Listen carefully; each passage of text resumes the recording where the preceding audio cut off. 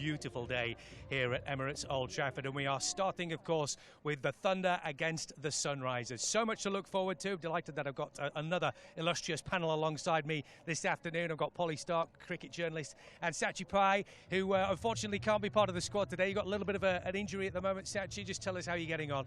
Yeah, I mean, obviously it's a bit disappointed not to be here playing, but look, I'm here to support the girls and hopefully get a win under the belt. But yeah, so it's a great day for it. I'm going to say, Polly, thanks very much for bringing the sunshine with you. That's absolutely brilliant. What do you make of the conditions here today? It's going to be absolutely gorgeous. Yeah, it's perfect for cricket. I think it's going to be a great contest between both sides, and yeah, it's a great opportunity for people to come out, support women's cricket, and another great doubleheader at Emirates Old Trafford. Sachi, let's get a little insight from you in terms of how the team are feeling at the moment. Obviously, it hasn't gone quite according to plan so far in the Charlotte Edwards Cup. 2 games, 2 defeats. How do you assess the mood and the confidence among the players at the moment? Look, there's still been a really good buzz around the group, especially like this morning. I know they've been having some good times, some fun games going around. So look, we're feeling confident. We know the skills are there. It's just about, can we hold our nerves and take care of those like key moments? But yeah, I think the mood overall has been pretty good in the camp. Polly, that's going to be key, isn't it, for the players to have some confidence going into this game. We saw some really positive signs in the last game, particularly in the bowling department. What do you think needs to change as far as Lancashire are concerned going into a game like this? Yeah, I think it's a great opportunity for both sides, particularly Thunder, who haven't got a win all season in both competitions.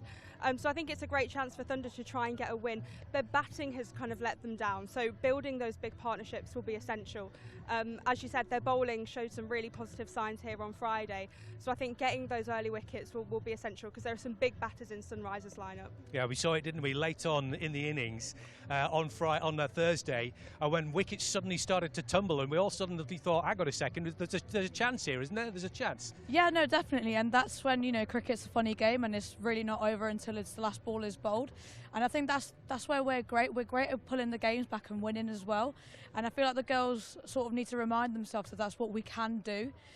So again, like, today's going to be a great contest, and I think we're in a very strong position to get our first win under the belt. I understand the players have been working really, really hard in terms of batting, haven't they? They really just need to build 2 or 3 really good partnerships, and that can give you a real good foothold in a game. Yeah, definitely. Look, we've had like few players last game with like really good starts, like Liberty Heat was one of them, Ellie Threlkar was one of them. It's just a case of about, can they just convert that into a bigger score? And I think it's harder, again, when wickets are falling from the other end. But I think it's just one person to step up and make it into a big score, and we all know what we can do with the ball.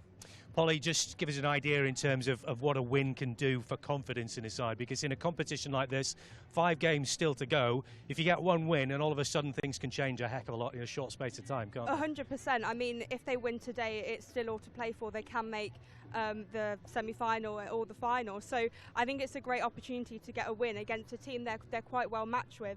And as you say, that confidence is essential, and that the momentum in T20 cricket is vital. So I think it's a great opportunity today for the Thunder. Sunrisers have had the same record as Lancashire, 2 games, 2 defeats. So this is a massive opportunity for both sides in many ways today. 100%. I mean, they'll both be really, really hungry to get that win. Particularly the Sunrisers, you know, they won their first Rachel Hayhoe-Flint game, so they understand what it feels like to win now, and they love that feeling. So it's a great contest for both teams, and they'll both be as desperate to win as each other. Sachi, in terms of the side overall, just how much potential is there in this Lancashire Thunder side, would you say? Look, I think we're putting out some of our strongest sides, you know, to date, and with the likes of sort of Sophie Eccleston and Kate Cross and Deandra Jottin being back in, and you know, I feel like if they're match winners, they're here to win us games, and I feel like even the younger players that are coming in, they're giving us such a great depth in the team as well. So I think it's just, like I said, it's just about holding on to those key moments, and we're in a great position today. We're still kind of waiting for Deandra to really fire on all cylinders, aren't we? Because we know the potential is there. We know what she's capable of. She just needs to put it together in a game for a little flurry for us, doesn't she? Look like a world champion or a world boss, as she says, like herself, that, you know, that she is, that, you know, that big knock is around the corner at any point, and you know she needs that one shot to just get her going, and you know what, she can absolutely take the game away from the other team. Do you hope that this might be the game that we see Deandra really flying in on full cylinders this afternoon here, Polly? Yeah, I think it could be. I mean, she's due a big innings, so I think it could be. But at the same time, Sunrise have got the addition of Daneva Neerkirk, who has a similar amount of experience. So the teams are quite evenly matched, but I think it could be Deandra's day. I was going to mention her. I mean, she's a bit of a legend, isn't she? I mean, just how excited should we be at seeing her this afternoon as well? Really excited. I mean, what she can do on the pitch with both bat and ball is incredible. But she really is the all-round package. She brings that leadership. She captained South Africa for many years, and we've seen in the 100 how good she is at captaincy and having that really calm head. And I think that's essential for games like this. Guys, for the moment, thank you very much indeed for joining me. We'll be chatting again with those two very soon. But let's make our way over to the wicket because the toss is about to be made. We've got the two captains in the centre. The umpires just having a quick word with the pair of them. Ellie Strelkeld, of course, for Lancashire, about to make the call very soon. I've got to say, absolutely beautiful conditions here this afternoon. If you're coming down to Emirates Old Trafford, and why wouldn't you, by the way, then make sure you bring the sun cream because it's absolutely scorchio here today. I've managed to slip plenty on, as you can imagine, so we're going to be standing around in the sun quite a lot this afternoon. But yeah, do bring the sun cream because it's absolutely gorgeous. But the coin has gone up. Let's see what exactly is going on here. The handshakes have been made all round. Captain on three. We'll have a word with Ellie in just a second. Just going to get the photographs done and dusted shortly. Also get the team news as well from Ellie. As we get things started, it does look like a nice strip. Ellie's going to come and join us. If I bring this microphone over here. Ellie, thanks very much for speaking to us. You've just had the toss. What's the verdict? We're going to have a bowl today. Yeah, lost the toss, so we're in the field. What do you make of this strip? Because it looks pretty nice, doesn't it? Yeah, it does. We're on the same pitch as well, so yeah, it was a belter last time, so yeah, hoping for the same today. Absolutely fantastic conditions as well. You've got to enjoy playing in this, haven't you? Yeah, definitely. It's always special to play here at Emirates Old Trafford, and on a day like this, it's amazing, yeah. As far as your team is concerned, what's the lineup for today? No changes today. No changes, exactly the same as it was on Thursday. We did see some positive signs, didn't we, in that game, despite the defeat, particularly with the ball. What did you make of that performance overall? Yeah, you're absolutely right. We're doing a lot of things right. And yeah, it's just a case of getting on top in those key moments, really. So we'll look to do that today. And a win today, they haven't had a win either. Win for either side. It's going to be huge for confidence, isn't it? Yeah, definitely. Like I said last time, every game in this comp's a tough game. But yeah, feeling pretty confident about today. Get one today and you could get another one, and fingers crossed you're still in the mix come the end of this series. Yeah, definitely. I think momentum's key in this competition, and the nature of T20 cricket. I think anyone can beat anyone. So yeah, I think we'll look to play our best cricket today and get a win on the board. We wish you the best of luck, Ellie. Thanks very much indeed for Cheers, joining thanks. us. So there you have it. As a ball just comes down to my feet, they can never resist the opportunity to pick up a ball and throw it back. But there you go. Gotta love it. You'll never get rid of the cricketer in me. But there we go. Yes, there we have it. The toss has been made. The toss has been won by the Sunrisers. They've decided to bat. So it's Lancashire Thunder who will be bowling. But obviously, here at Emirates Old Trafford, it's going to be a fantastic day. Fans are coming in droves. Let's hear from some of them now. Neha is out there in the fan zone. Hello, we are here in the fan village. All of our fans are slowly coming in. It's a glorious day at Emirates Old Trafford today, and I found some lovely fans. Hello, I'm going to come and have a little chit chat with you. How are you? Thank you very much, yes. What's your name? Where are you from? I'm Harvey, I live near Chester. And what's your name? Where are you from? Mike, I live in Runkle. Amazing. Now, is this your time at Emirates Old Trafford? Oh, no, I'm a season ticket holder, so I come here on a regular basis. Amazing. Since I was a kid, yeah. Okay, so a very big fan. Very big fan. Okay. Now, do you always come together, or have you come today with some more friends that you've made? No, we've been together this season simply because we've got a story behind that, which I won't go into. A story for another day. Yeah, a story for another day, yeah. Amazing. What are you all drinking, by the way? That's a flat white. Starting with coffee. Okay, so we're starting with the coffee. We'll go on to the harder stuff a bit later on. Okay, right, okay, love that. And who's your favourite player? Ooh, who's my favourite player? I like Liam Livingston. I like his attitude to the game. Amazing. And what about you? Jimmy. Amazing stuff. Well, we hope you enjoy the game. Thank you so much for speaking to us. Aren't our fans lovely? Right, okay, so we've got a little bounce castle over there. So if you guys see me today, you're probably going to find me on the bounce castle. I'm going to come and have a little chat. Hello. How are you? What's your name? Nick. Hello. Is this your first time at Emirates Old Trafford? Oh no, I've got plenty of times. Plenty of times. Yeah. What's brought you here today? I mean, apart from the cricket. Also the weather helps. The weather? Yeah. I know, but we don't always get a bit of sun in Manchester, do we? No. So we've got to be pleased when it arrives. Absolutely. And who is your favourite player? I would say Josh Butler, but he's not playing today. No. Anybody else? I like Parkinson as well, and I always forget his name. The other spinner, I can't think of his name. Yeah, there's quite a few. I like Stephen Croft as well. Amazing. And also, have you made any friends whilst here, or are you here by yourself today? No, there's 4 of us coming today. I'm meeting another 3 friends today. Oh, amazing. Have you made friends whilst coming to the cricket? Oh yes, nearly every week. Every week? Yeah. Amazing. Well, we hope you have a good time. Right, we're going to go find somebody else. I feel like everybody's having a little bit of a munch right now, having a little bit of food. We've got some games as well for the kids, so cricket's not just for older men, as many people like to think. You know, it's a good family event. Hop on down, let's see who else we can find. Hello. How are you guys? Are you okay? What's your names and where are you from? I'm Ahmed and I'm from Bolton. My name is Yahya and I've come from Bolton too. Hello. Now, is it your first time here today? It is. How do you feel that you're actually here at Emirates Old Trafford? Excited. Do you have a favourite player? Of course, obviously there has to be one. It's probably, but he's not playing. Oh, okay. And who else have you come with? Are you all friends today? Amazing. Well, we hope you have an amazing time and enjoy your first trip at Emirates Old Trafford. Oh, hello. Hello, girls. I feel like I can't. Wow. What are your names? Alicia. Danielle. I mean, I've never felt so small in my life. I mean, I know I'm only 5'5", but still, what has brought you here today? So we're here under the company AJK Entertainment, which is mine, and I'm bringing Danielle here, that's a stilt walker with me. We're having a fantastic day so far. We're here at the Emirates Old Trafford, and it's such a pleasure to be here, and we're really proud to be part of the contract. Oh, amazing, guys. Well, you're doing a fabulous job. You look great as well. Thank you. And I'm sure I won't lose you. I'm sure I'll see you a little bit later on in there. Absolutely. Have a fantastic day. Amazing. Well, that's it from the fan village. We'll catch up with you a little bit shortly. Getting closer and closer to the game starting. It is the Lancashire Thunder versus the Sunrisers this afternoon. Delighted to say that I'm joined by Lancashire's Sophie Eccleston. Great to have you with us, Sophie. How are you? Yeah, good, thank you. Really excited for today. Let's talk about the last few months that you've had, because to say that you've been busy would be a bit of an understatement, wouldn't it?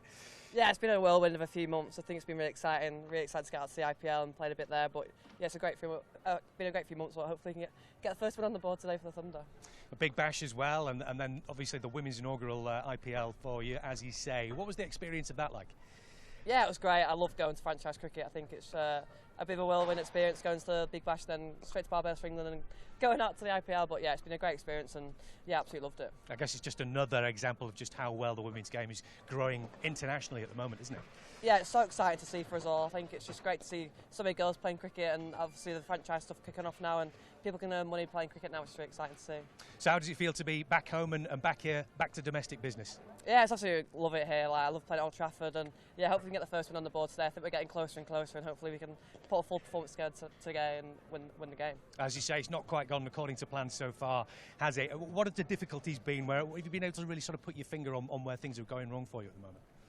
I think we just need to be a bit clearer on bowling plans, to be honest. I think we should bowl a bit straighter. I think we've been a bit wayward with our lines recently, and especially in T20 cricket, and look how good the standard is now. I think it just gets punished. So I think we just need to tighten up on that and have a plan A and B, and yeah, have someone like Lammy to go big today and get some runs on the board. I'm going to say, I understand that you guys have been working really hard, particularly on your batting. You could definitely do with a few more runs on the board at the moment. Yeah, definitely. I think we've got the batting line up to it now. We've got like Sophia Morris in the squad this year, which is really exciting. And obviously Dee Dee's not fired yet, and hopefully today can be a day. That could well be, because there's a lot of excitement around her. I know that for a fact. Yeah. Yeah, there's so much excitement around Dee Dee. I love watching her play. I think I'm very glad she's on my team and not anyone else's. As far as the Sunrisers are concerned, similar record. They've had 2 games and 2 losses as well. So how big an opportunity is this for you guys today? Yeah, it's a great opportunity for both sides, to be honest. But hopefully, yeah, I think we've had a few chats this morning about how we're going to go out our business today, and hopefully today can be the day. You've still got 5 games left in the group stages, so if you get a win to start with, get on a roll, there's the momentum there, and you could have breathed some real confidence. Yeah, definitely T20 cricket as well. You get a bit of momentum, and I think it's really exciting for this group. I think we get one win on the board, a lot of confidence. We're going to the group, and yeah, as you said, there's still a long way to go in the competition. Do you see the potential there in this side particularly that makes you think that there could be a lot of success here this year? Yeah, we've got a great squad. I think it's really exciting to see. We've had one of the best squads we've had for years here, so I think we're really excited to see what this group can do, and hopefully get one win on the board and we can get on a roll. And hopefully that leads to another one, and before you know it, you could still be involved there at the end of the season, definitely, the playoffs and what have you. For you personally as well, you want to be putting in some big performances as well, because there's a big summer coming up against the Australians, isn't there? Yeah, really big summer. I think it's obviously great to get out there now and have a few out on grass and get out the Thunder girls, but yeah, it's a really exciting summer ahead, and hopefully the Ashes will come good. Just how excited are you about that? Because that is the pinnacle of cricket, isn't it, as far as most people will be concerned. England versus Australia, you can't get any better than, more exciting than the Ashes series, can you? Yeah, I think it's an amazing experience. I think I love playing the Ashes, and I've not actually won an Ashes yet, so hopefully this year on home show would be amazing. Yeah, it would be fantastic, wouldn't it? So fingers crossed a win for you today, and maybe a win for Everton tomorrow as well? Oh, I'm not sure about it yet. Hopefully we win today and get on a roll, and yeah, hopefully tomorrow's good. I'm not thought about it just yet. I can't just yet. Stressed. No, I'm going to say concentrate on this and don't worry about that tomorrow. Sophie Gowell, thank you very much indeed for joining us. Sophie Eccleston, we're looking forward to the Thunder taking on the Sunrisers here at Emirates Old Trafford.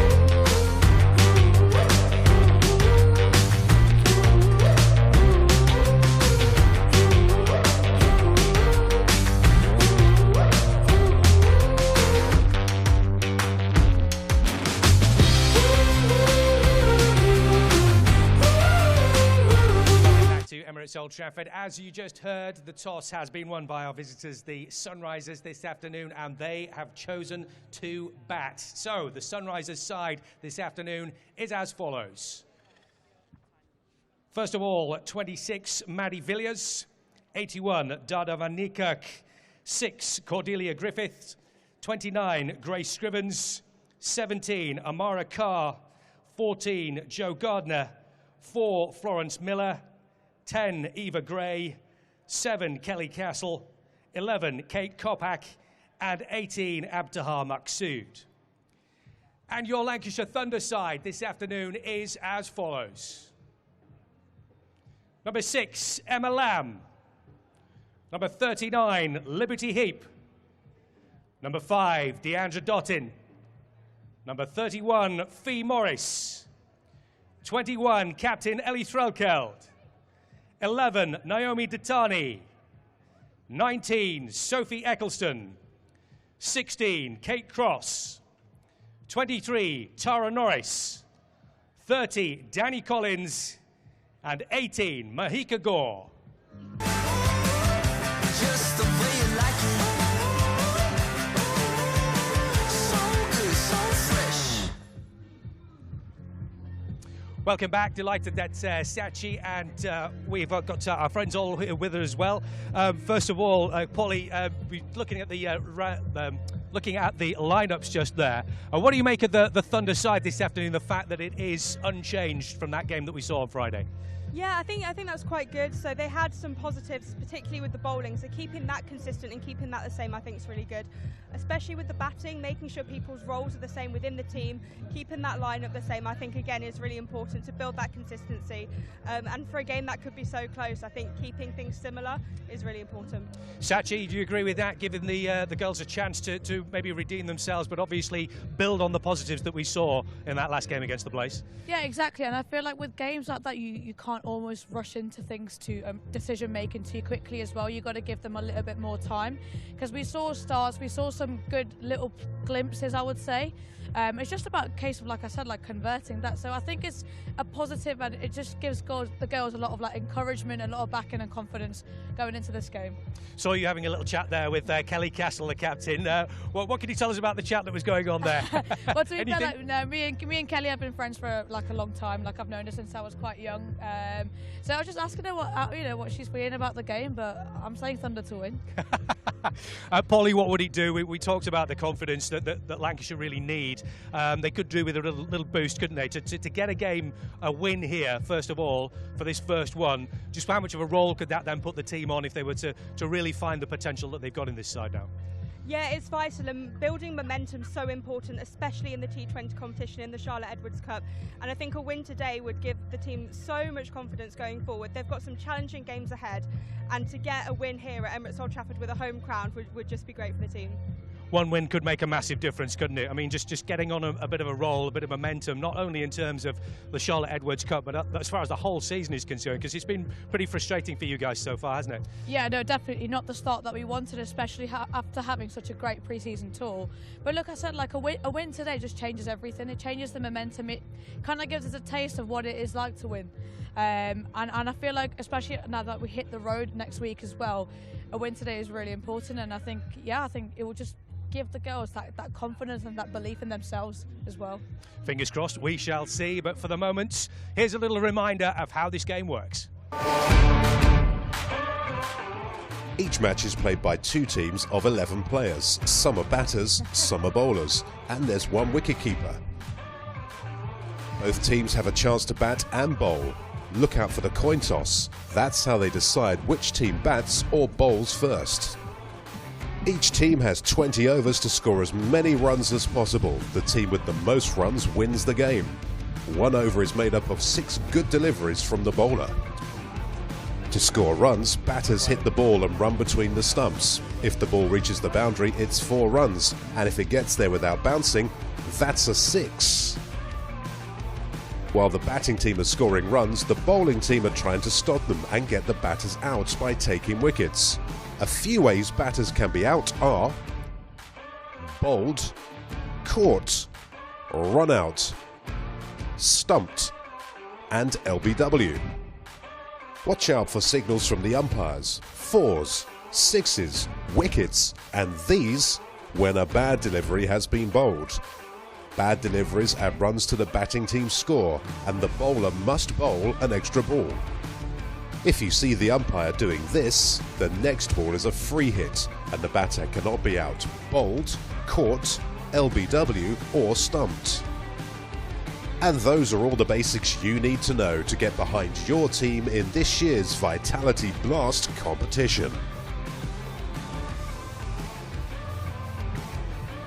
Very good afternoon, warm welcome. We are back at Emirates Old Trafford. We've got Lancashire Thunder up against the Sunrisers coming up for you very, very shortly. Don't forget, later on, of course, we have the Lancashire Lightning, the men's team, taking on the Nottinghamshire Outlaws. All of it, of course, coming to you on Lancs TV. I'm delighted to say that I've got Polly and I've got Sachi here with me once again. Let's talk a little bit about the opposition here this afternoon. First of all, Polly, because they've got some major stars in their side this afternoon, haven't they? We mentioned your mate, Kelly Castle, just a little bit earlier on, but the likes of England spinner Maddie Villiers and also the under-19s captain Grace Scriven, so they too have a side full of potential this afternoon. Yeah, definitely, and both very experienced players. Of course, Maddie with international caps, and Grace Scriven's captaining the under-19 England's team and taking them to the final at the under-19 Women's World Cup in January. So two very talented players, and I think Grace brings both the batting and the bowling. I think Maddie's batting has improved massively, and of course bowling off spin, she's great, and building kind of those bowling partnerships with Abtar Maqsood, I think she's been excellent over the past couple of weeks. Sachi, do you agree with that? How much of a threat do the Sunrisers pose this afternoon? Look, I think we can't take any opposition lightly, and especially when they've got the likes of a world-class player like Danielle van Niekerk. We all know what she can do. We all know she's got the capability of taking that game away. So again, and sort of like you said with Grace Scrivens as well, like I know she's quite young, but she's quite a mature cricketer. She's had quite a good regional experience as well, having played for Sunrisers the last 3 years. So I think she's also someone to watch out for, and you know we know that she provides both with bat and ball. So yeah, it's just about having the right game plans, the right matchups for both of them, because them two could be real key here. Speaking of young players, I know one of the players that you're very excited about is Mahika Gore, 17 years of age. But I mean, she got not some tap a bit really from Tammy Beaumont the other day, didn't she? But having got that experience against a cracking batter like that, that will be a great experience for her. Just how excited is everybody by her potential here? Yeah, look, I think she's incredible. She's an incredible cricketer, great, works really hard. And we know with her height and that bounce and the swing that she's got a beautiful action as well. I think her potential is huge. I think that day with Tammy, Tammy's a world-class player again, an England international. Yeah. So I think she kind of fed on Mahika's inexperience, and this is something that Mahika's going to learn with time.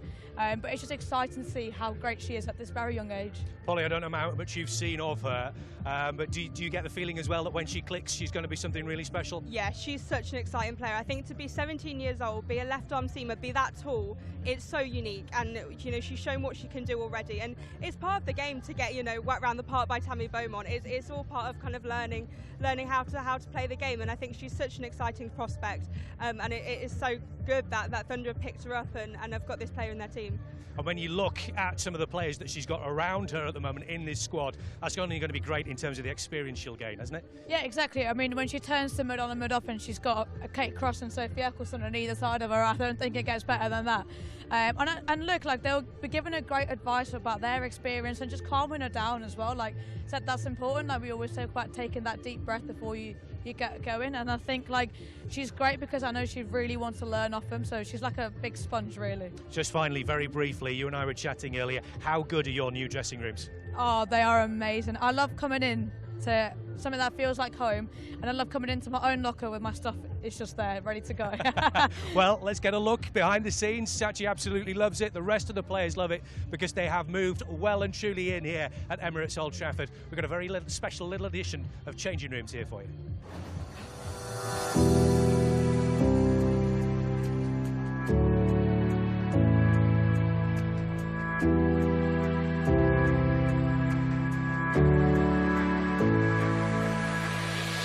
Yeah, it's really special. I've never had that as a player, never had our own changing room and my own locker, and walking in and seeing pictures of us on the walls and our values that we've come up together with as a team. In that change room is a great example of why we started playing cricket and all the pictures of us from when we were younger, and it makes us feel like we're more at home with that change room.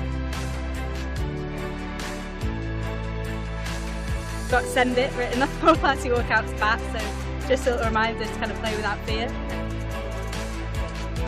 To have our own change room and our own home dressing team space is brilliant. It makes us feel like this is our home as well, alongside the men. So yeah, I think little touches really go a long way, and it really builds that togetherness with the team.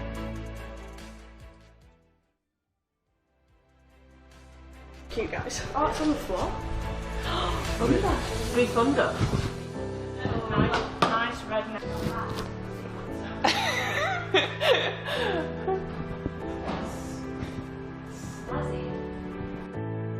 That's me. That's the little girl who fell in love with the game and never looks back. Oh, that's cute. That is cute. Play for her.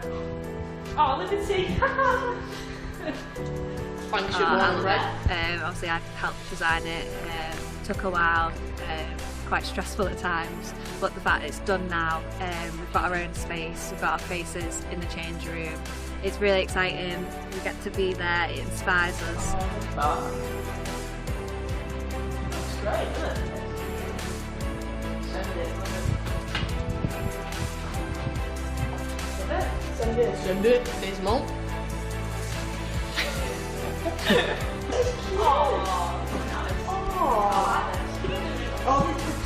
Come on, let's get there. Look.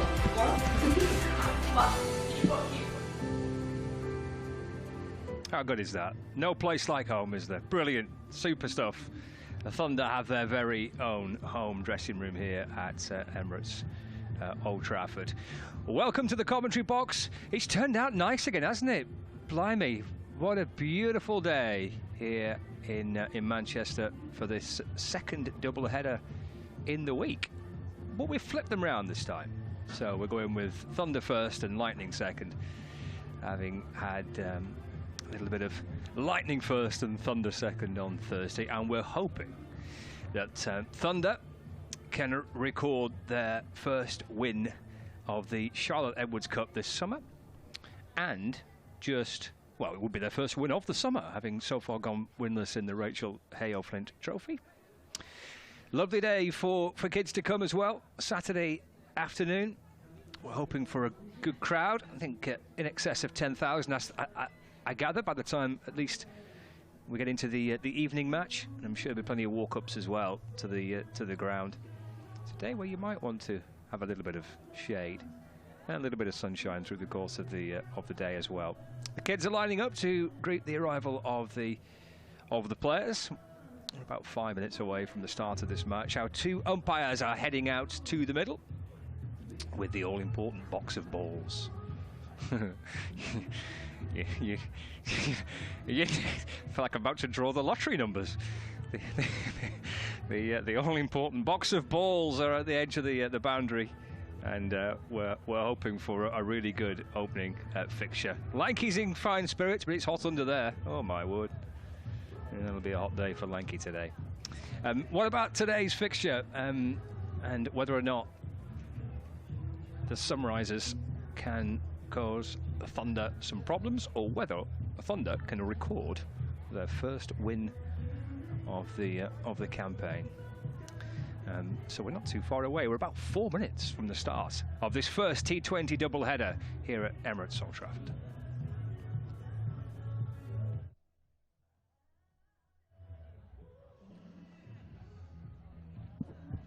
Ladies and gentlemen, with a guard of honour from Walsden Wildcats, please welcome this afternoon's umpires, Naeem Ashraf and Anthony Harris.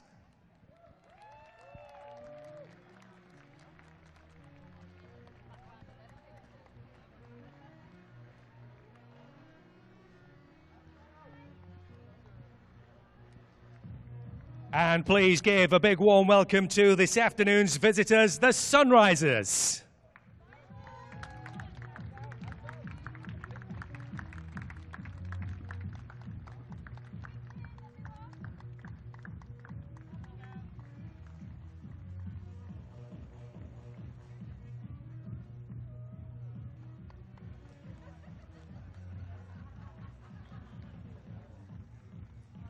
Emirates Old Trafford, are you ready?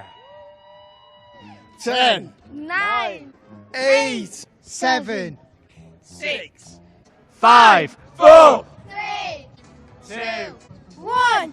Please welcome Lancashire Thunder!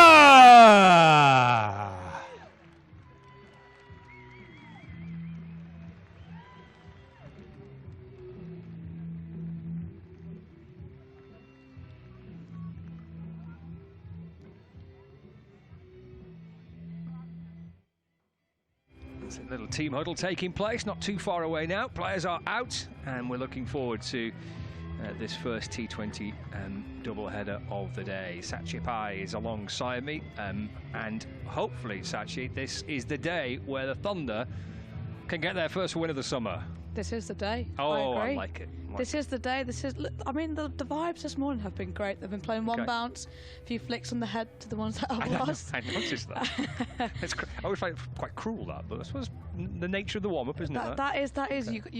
If you're a bad footballer, then you got no chance. You know, you got absolutely no chance. And I saw Sophie Eccleston got a few on her head as well. So, you know, being an Everton fan, I wasn't expecting that. But yeah, vibes are good, and excellent. Yeah, I feel a win today. Well, something's got to give. We could have a dramatic tie. So we're not going to get a no result because the weather's lovely, but we could get a dramatic tie. But something has to give because both these sides have played 2 and lost 2. So we'll see who can register, hopefully, and register their first win of the summer for the Thunder. The ground looks an absolute picture. It is a picture-perfect day. I'm going to see Kate Cross to bowl the first over of the match. Oh, that's a good delivery. That's a little bounce through to the keeper. That was a great delivery first up, and I think it kind of took back Danielle van Niekerk a little bit, and she felt a bit surprised for it. Looked like it nipped back in nicely. Yeah, look, it looks like you said, picture perfect. Crowds are still coming in, and a great day for them. It is, yeah.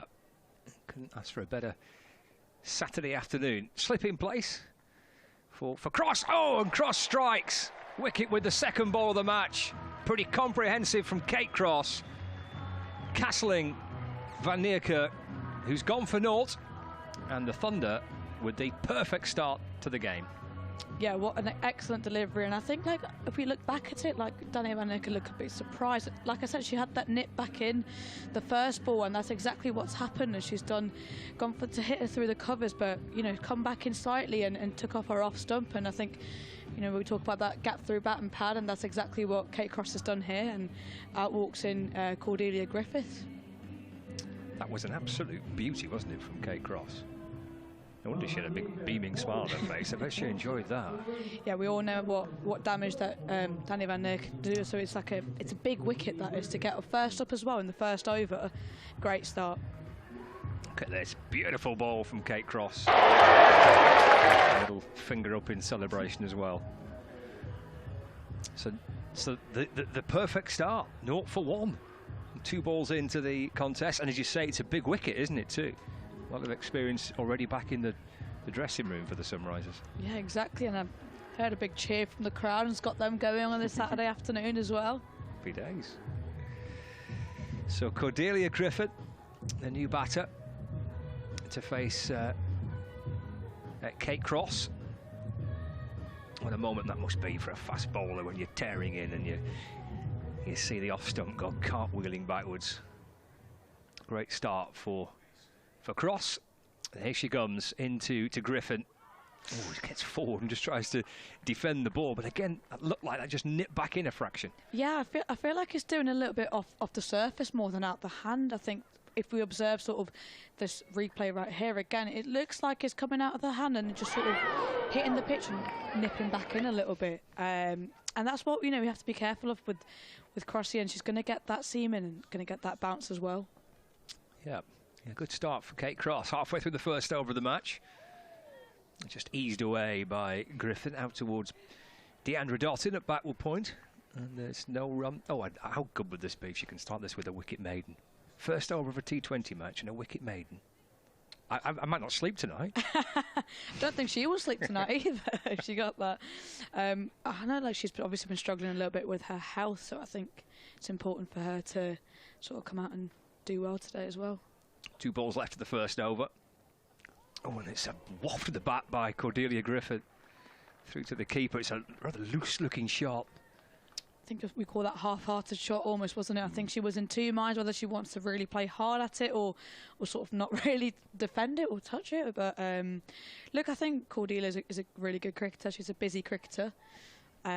She could be really key for Sunrisers here as well, having lost Danielle van Niekerk. Come on, Kate. Dot ball here. In and balls. It's off the back foot and pushed into the offside, and Kate Cross starts with a wicket maiden. And I might not sleep tonight. That's brilliant. I love a wicket maiden in T20 cricket. Outstanding work from Kate Cross. What a wonderful start to the game for Thunder. First over as well. Can't get better than that, can we? See, this is one for the stats, isn't it? This how many times in the first over of a T20 match have we seen a wicket maiden, either men or women's games? Not that often, because I feel like the way people want to play, sort of, especially in the power play, the T20, is that you want to go hard the first 6 overs, because, you know, stats normally show that the team generally who wins the power play as such wins the game. And that was a great first over from Kate Cross. Little tap on the shoulder of the young bowler Mahika Gore, who's going to bowl the first over from the Brian Statham end. I was listened to what the conversations before with Fraser and with yourself and with Polly as well about what happened on Thursday with Mahika Gore bowling, in particular to Tammy Bowman, who had took a bit of a shine to her. I mean, but you're dealing with someone who's right at the start of their career here. It's kind of a youngster. Yeah, I'll just say after this ball. Slip in place. Here comes Gore in and bowls. And that brings Villiers forward, and she drives up towards mid-on, and there's no run. Look, I think, like I said, mentioned below downstairs, that Tammy is an England international, and she's had years and years of playing, you know, international cricket. And I think she was always going to go after Mahika, and I think for her that was quite a brutal start as well. And I feel like she's going to learn a lot from that experience as well. Yeah, got to be a big learning curve. In the bowls, a bit of width this time, up and over cover. That'll be 4 runs for Villiers, out towards the point boundary in the end. Just got it up and over the infield. And 4 runs, that's the first runs for the Sunrisers in the match. Yeah, a little shimmy down the track from Maddie Villiers and just freed her arms up a little bit there with, you know, a little bit of a wider delivery there. Whereas saw the first one, she's really good at sort of almost keeping it a little bit tighter and nipping it back in, and with her height she will get that extra bounce as well. And I feel like she shouldn't be changing her plans a bit too much. I know she's got a slip in place, but still stick to what she's good at. Yeah, still on the attack with that slip. Go in and bowls. Oh, that comes back in. That's a really good delivery. Villiers keeps it out. Does well to keep it out, actually. Yeah, absolutely, and that's exactly sort of the I'll say the line I was meaning. I think if she pushes it any wider and hopes for it to come back in, it's not quite going to get that swing that we're looking for. So she needs to keep that a little bit tighter and almost not let Villiers free her arms, because we know that she will be eyeing up that cover boundary. 4 for 1. Left arm over. It's pushed away into the offside.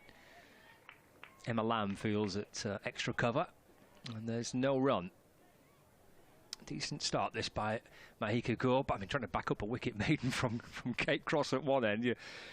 There's extra pressure when you bowl the second over of the match, but started really well. Got lovely action, hasn't she? Yes, very rhythmical, very smooth. Yeah. There's a little graceful approach to the crease. In and bowls again. That swings back in towards Villiers, and that's driven away into the onside. Straight to mid-wicket.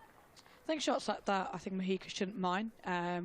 It's sort of, I mean, you can tell that Villiers is trying to counter-attack here after obviously having scored a boundary of the second ball, and then she just looks a bit stuck now and doesn't really know how she's going to score that boundary again that she's looking for. But I think that's a positive sign for Mahika.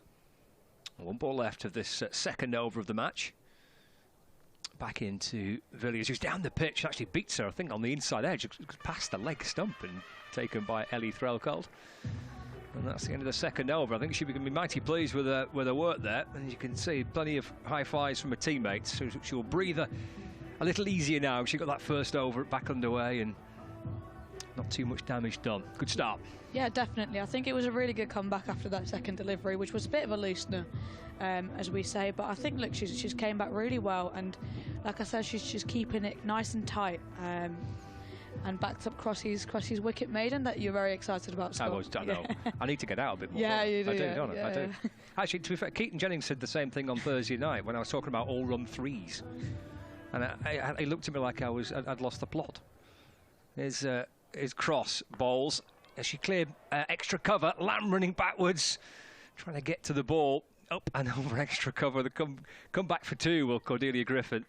For a second, just didn't think she had enough of that to get it over the infield. Yeah, I think she almost looked to hit that a little bit to the leg side. I was looking at more mid-on region and caught the lead and edge of it, and I think it was sort of in no man's land.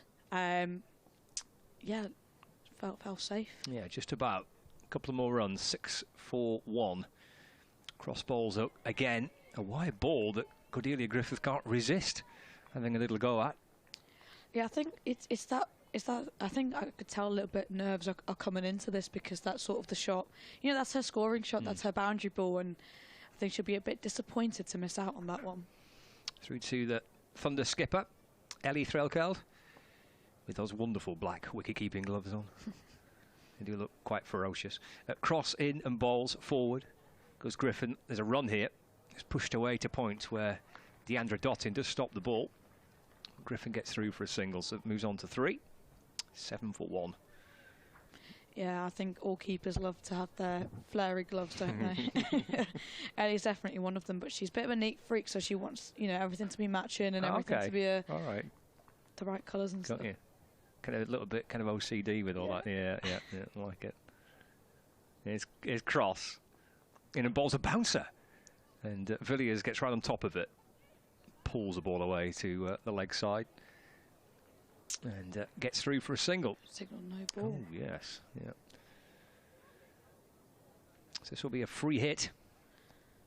I think this is a good opportunity for almost Cordelia to free herself up a little bit more, because she looked a bit tentative, a little bit on the nervous side. I feel like this could really give her the chance to free her arms up a little bit more and sort of, you know, you got the license here. Yeah. Might just be kind of something that she needs to get her innings going. She tries to swat it away to the leg side as it's arrowed into her by Cross. Yeah, it's a good ball from Kate Cross. Like, it's clever. I know obviously there was a change of batters, so she was allowed to move the field, and you know, you could tell what she was trying to do there, and she probably could sense where Cordelia was trying to hit her by moving that mid-wicket fielder back to the boundary.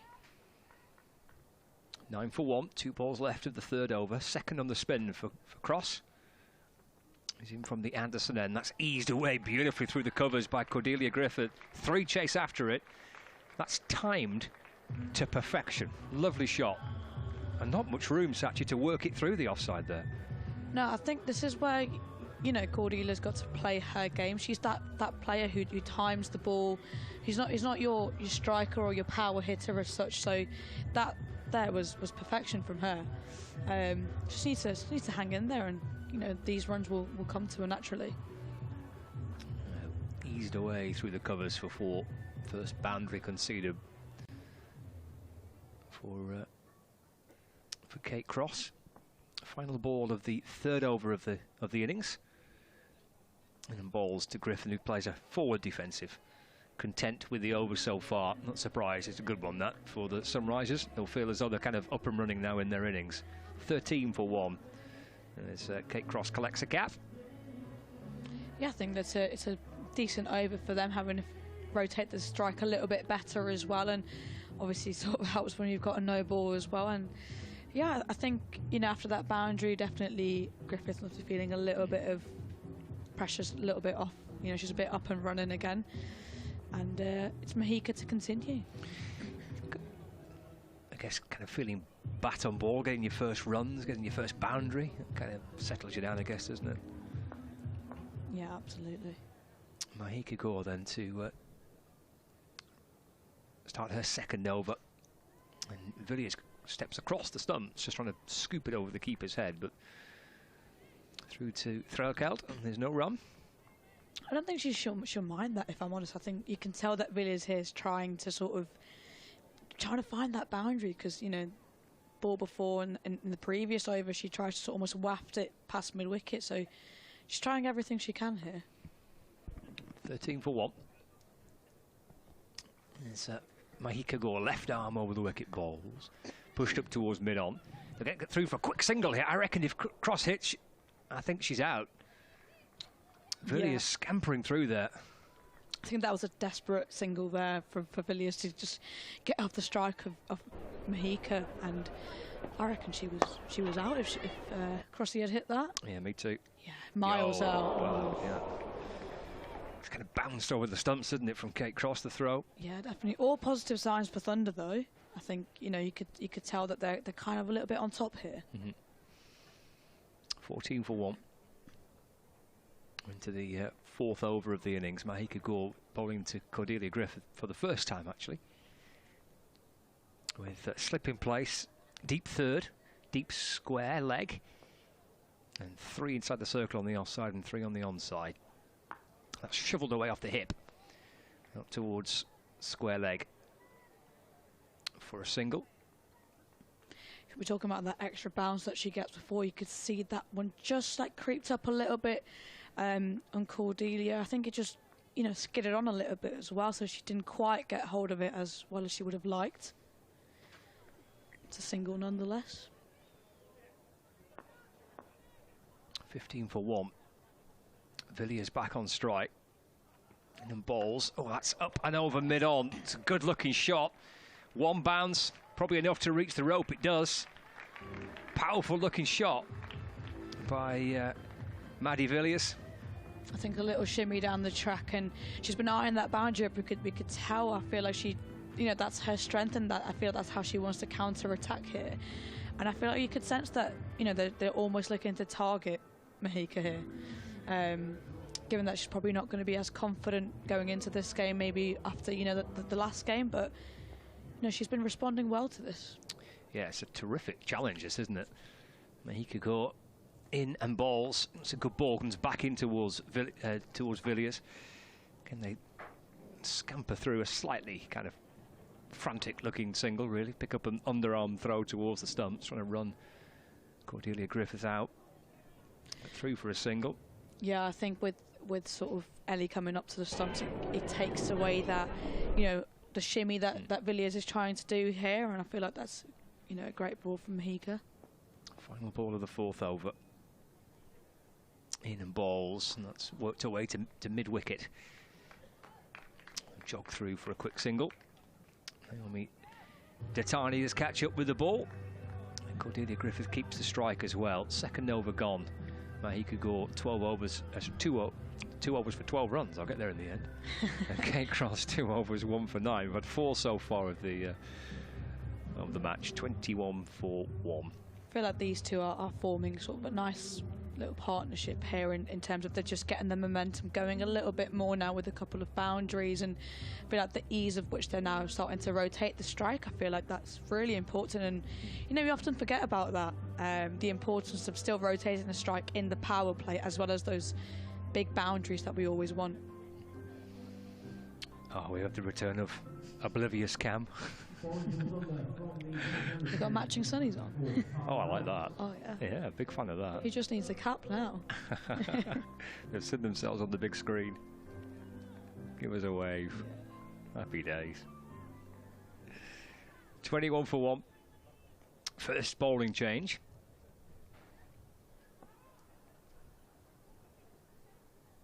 We see Norris coming into the attack from the Anderson end. That's a 4 defensive by Griffith, and there's no run fielded by Tara Norris off her own bowling. So a couple of overs from Kate Cross to begin with from that Jimmy Anderson end, and the first bowling change made by the skipper. Yeah, I think, look, I feel like Tara would, you know, she loves a competitive game. She's very competitive herself, so she'll be fired up and ready to go. Yeah, try and back up the work that Cross did for the first 2 overs from that end. In again to Griffin, that's pulled towards deep square leg. Jog through for a quick single. 22 for 1. Yeah, I think, you know, it's been a decent start for both teams really, and I feel like, you know, Thunder would really be looking to sort of capitalise and really squeeze them here, because they're still a little bit under pressure here to get that scoreboard going and find those boundaries. Yeah, so in the power play, so it comes with its own pressure, doesn't it, to try and make the most of it. Oh, that's just about cleared mid-off. In fact, it's gone out towards the boundary for 4 runs. Emma Lambert short extra cover with the dive. Beyond her reach, and then to the left of Kate Cross. 4 runs, but it was up in the air. It wasn't without risk. Yeah, it was a bit of a risky, bit of an upper shot.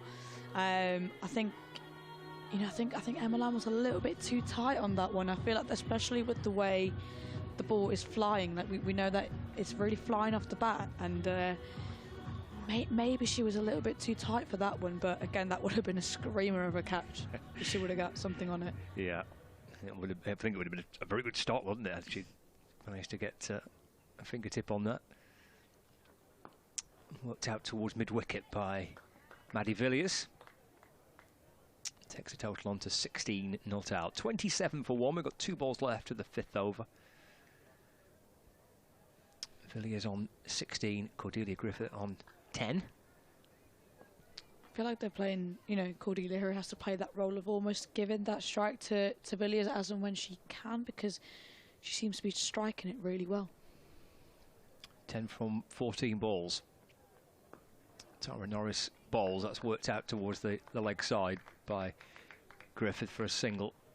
Yeah, and that's what we're talking about, that smart cricket here from Griffith, as she knows that she's not quite getting that time in the first few balls that she's faced, and I feel like Villiers is just about finding her feet and getting going again, with some beautiful looking shots that she's hit. So yeah, smart cricket. Final ball of the 5th over coming up. Been a reasonably productive over this for the Sunrisers so far. 7 off it. It's played in the air and caught. Second wicket to fall. Maddie Villiers has gone. Caught at cover By Liberty Heap. That was a great catch there again. It was almost dipping in on a little bit there, but she managed to hold on to it. Good movements from her. She's very explosive cricketer and a good mover, so great catch from her there. It was, wasn't it? Tumbling away to her right hand side, managed to keep her hands on that.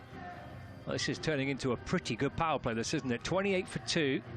The Sunrisers. Sachi, a few thoughts on that? 1 over left of this power play, and then Kevin Howells is going to come and join you. Amazing. Yeah, I think, look, it's been a great start for Thunder here, and especially to get that wicket of Villiers, who was just looking to get going and was looking good, and now to dismiss her, I think it's a great start and gives Norris some great confidence again. But yeah, exciting, and hello, Kevin. Well, you may be excited, but what Reidmeister did, poor lad, did you hear? Well, you did. You encouraged him. You actively encouraged him when he said he's not going to sleep tonight because there's a wicked maiden. That worries me. That really does worry me, Scott. I mean, it's good. It's exciting. He admitted it himself. I didn't have to say anything. You could have said get a grip. You could have said we did say he needs to get a life. But we did. Yeah. 28 for 2, 5 overs. Good afternoon. At last, we have cricketing weather. It's glorious. It's over 20 to 21, 22 degrees. I'm still not really dressed for summer, but no, that'll be August. Covered head to toe. Yeah, I am. It's the best way. But at least I acknowledge the fact that it is absolutely glorious weather, and hopefully we're going to get a couple of really glorious games of cricket in this afternoon and this evening here as well. So the next delivery is bowled. Start of the next over, pushed into the offside by Griffith, and it's a dot ball. And its score continuing to bowl. 2.1 overs, gone for 12 runs so far. But both contests today, both games here, are thrilling in anticipation of driving to the ground, because you're looking at both of them. It's sort of different reasons, I guess, because two teams here have been struggling in the competition in the early stages, and with the men's tonight, two very strong teams. Something's got to give in both of the matches, and for me that is part of the thrill here today. This one has worked away. Is it far enough to go through for a single? Yes, Notting can't pick it up quickly. I think if she'd picked it up a little bit more sharply, it could have been a close call. I think she would have made her ground. I think so, but it's not great. The bowler, of course, just a little bit down on themselves as well. If you do pick it up and you shy really quickly and you put the batters under pressure, it makes them think about it next time, whereas in the end that turned out to be a comfortable single. 29 for 2 in the 6th over. I think Dottin's a great, really good fielder. For them to take her on was quite brave itself, but again, I feel like, you know, that clean pickup could have really put that doubt in their mind as they were running in as well, and would have caused potential run out. Well, Scrivens is the new bat, Grace Scrivens, and she's left-handed, and she faces her first ball and has worked to Dottin. And that is a dot ball behind square. Got a slip still in place at the moment. There's a nice number in. It's going to build up as the afternoon goes on, and as I say, with the weather and everything, these are the days that we look forward to in the long, hard slog of the winter. Thinking about days like today. The depressing days, as I call them. Well, they are, but today is anything but. It's a terrific day. Scrivens is facing her next delivery, and she cuts that one down towards, or an edge really down towards third, and goes through for 1. And the score moves up to 30 for 2 in the 6th over. Yeah. Beautiful day, I said. Like you said, not a cloud in the sky in Manchester. Have you ever seen that before? Well, yes, I have, you see, because I do live here. I live on the other side, you see, in Yorkshire, which you keep rather quiet. But I always stand up for Manchester and for Cardiff, which is another natural place of my heritage, as this one's worked away in the air. It's going to be safe, though, out there on the leg side. It'll run towards the boundary, should be a 4, and it will be a 4 for Griffith. It's a great pickup shot there from Griffiths. Just waited for it and almost just picked it up on the bounce and hit it straight over mid-wicket. It was a great looking shot. Yep. And it takes them to 34 for 2, 1 ball left to the 6th over. Now I always stand up for Manchester Cardiff, which I think gets unfairly labelled as being pretty rubbish weather-wise, because actually this year, and I know this from my experience of the job, that actually this side of the country I think has fared a lot better than down south and on the other side this year. Really? Oh, really? Griffith on 16. As Gore comes in, bowls, and push that up towards mid-off. She's going to have to dash through quickly. Oh, the throw to the wicket-keeper's end. I think that could be close. It's going to be out. Well, the umpire's not for moving. Well, he is, but only to put the bails back on, not for raising the finger. Did she go to the right end there? I was about to say, I don't know if she went to that right end there, because I feel like if she would have took that split second longer, Liberty Heap at mid-off, I think she could have almost ran Griffiths out. And I feel like almost Griffith was expecting it to come to her end, but it didn't. She was. I mean, the angle was tight, wasn't it, close in at that end. I suppose she would feel she could see more of the stumps, if you like. But I think that might have been the wrong call. But 35 for 2 after 6 overs. Griffith on 17, Scrivens on 1, and Norris has bowled 1 over 1 for 7. And wait to see if she continues. I think there may actually be a change here now. The end of that 6-over spell. And the power play, Sophie Eccleston, I think is going to come on and bowl. Would you agree or disagree with me on that one? I mean, she's taken her cap off. I think there are lots of clues. In the field, I think so she must be bowling right. Well, you say that. It could be the sun. It could be the beautiful weather that's causing her to do that. Oh, wait, we got oblivious cam here, which I quite like. What I'm looking forward to most is it's going to actually come on the commentary box at one point and find the Reedmeister half asleep. Is it? Yeah. Yeah. Oblivious to what's going on. Oh, now they're oblivious. All these oblivious people are on their technology, either their tablets or their phones. Meantime, back to the cricket. And we do have Eccleston bowling for the first time today. There'll be a dot ball as that's worked by Griffith behind square on the offside. Yeah, they're always busy away. And it doesn't matter what age. The older ones are the worst. They are, aren't for being they? on their devices. Yeah, it's almost like zooming in to see what's going on in there. Oh, we can't do that. There'll be data protection on that. Next ball, and that's worked square. Dotting in quickly, right arm throw to the wicketkeeper's end. She's going to be safe. Needed to make sure that bat was along the ground, though. Yeah, I think that big stretch and that big dive might have saved her there, because that was really close again. You know, challenging Dotton's arms. Not afraid there, are they? But it's almost, you could tell that they're almost targeting Scrivens as a sort of the one who's not going to almost make it to a crease. So twice now that they've tried to throw at her end. Yeah, it's good call. That's maybe that'll explain the first time. Well, she so far has been okay. She's made her ground. She's got 1 to her name at the moment, though, and she is just waiting the next delivery, 3rd of the over from Eccleston. England international from the far end, Jimmy Anderson end, and in bowls now, and into the pads. Maybe there was a bat on that first into the pads. She's got it back to us. Can't be 100% certain, but the appeal in the end was something or nothing, wasn't it? Yeah, it looked like it, and the fact that Ellie went to chase after a ball, then carry on appealing, kind of is a giveaway that it might have been a bat involved there. Needs to work on that bit. Scrivens on 1 and Driven on the onside again. They'll have to be quick. Right arm throw. Ball goes out of the hand and loses a footing there a little, but everything's okay. 37 for 2 in this 7th over. Yeah, how they're going to play Eccleston is a big question. And then maybe off the pads there. Griffith facing, although there's a little bit of screaming from Scrivens at the other end of yes, no, yes, in the end, rightly so. Griffith stayed where she was, and Scrivens had plenty of time to turn back round again at the non-striker's end.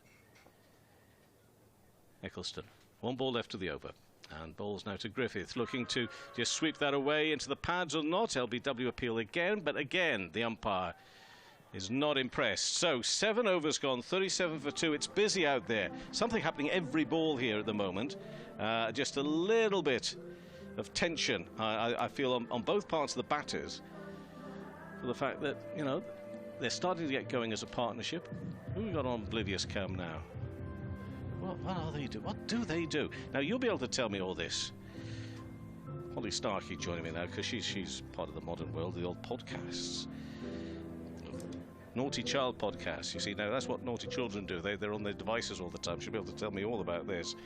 But Everybody's on their devices. What are they looking at? I don't know. Anyway, hello. Hello. It's wonderful to be here. It is a Isn't it? beautiful day. It is the perfect cricket day.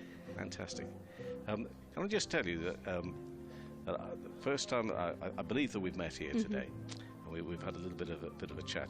You are not a naughty child, are you? I mean, No, to start I'm very off, you're well not a behaved. child. No, no longer a child. But you were a child when it first began. Yeah, so I only turned 18 a couple of months ago, so I was a child for the Oh, majority that's all right of the then. podcast. But you're sticking with that title. Yeah. Okay. Griffith on 18, Scrivens on 2. It's lovely to have you in the commentary box. Get your thoughts on the game so far in the moment at 2's time. Got Morris about to bowl though. Fee Morris with a spin comes around the wicket. Into the left-handed Scrivens, worked away, turns back into her ground, sent back by Griffith, rightly so. Yeah, what are your thoughts so far? 7.1 overs, 37 for 2. Yeah, I think it's been really good by Thunder.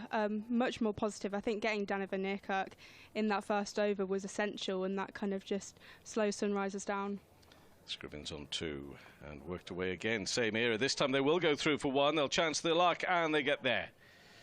The throw in the end from Gore, and that's to the bowler's end. And it was the end that Scrivens was running to.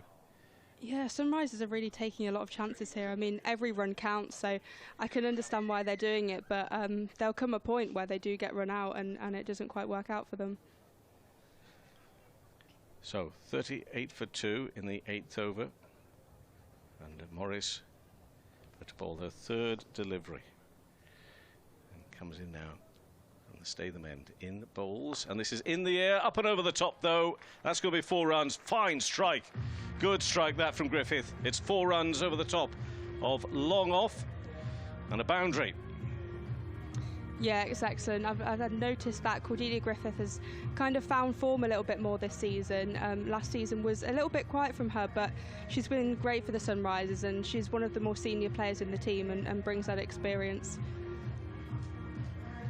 Well, it's an early message to Morris in her first over. Griffith on 22. What's she going to do this next one? Again, it's full. Again, it's driven. It's going to be another 4. This time just out of the grasp of extra cover. Beats the fielder there, and it's going to be 4 runs. Another 4 takes the score to 46 for 2 in the 8th over. Yeah, a bit of a frustrating over for Morris.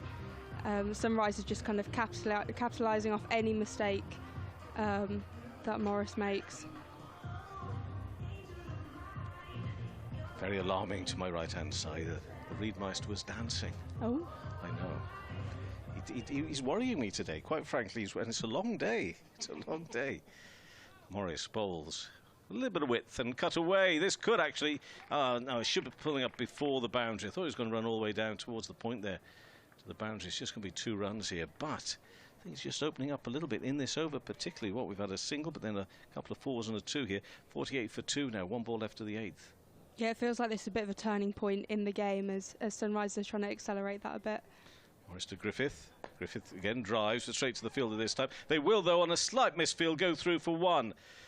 Just couldn't quite get hold of it and keep hold of it, Emma Lamb there. It sort of bounced back out again, didn't it? And that allowed them, and I still think it was a brave move, mind you, to go for the single. But they got there. 8 overs gone, 49 for 2. Polly Starkey. Yeah, it was a very, very small misfield, and one you probably wouldn't normally run off. But the Sunrisers clearly are thinking about, we need to get a big score on the board, and Thunder aren't the strongest batting side. So if we can get a really high total, they won't be able to chase it down.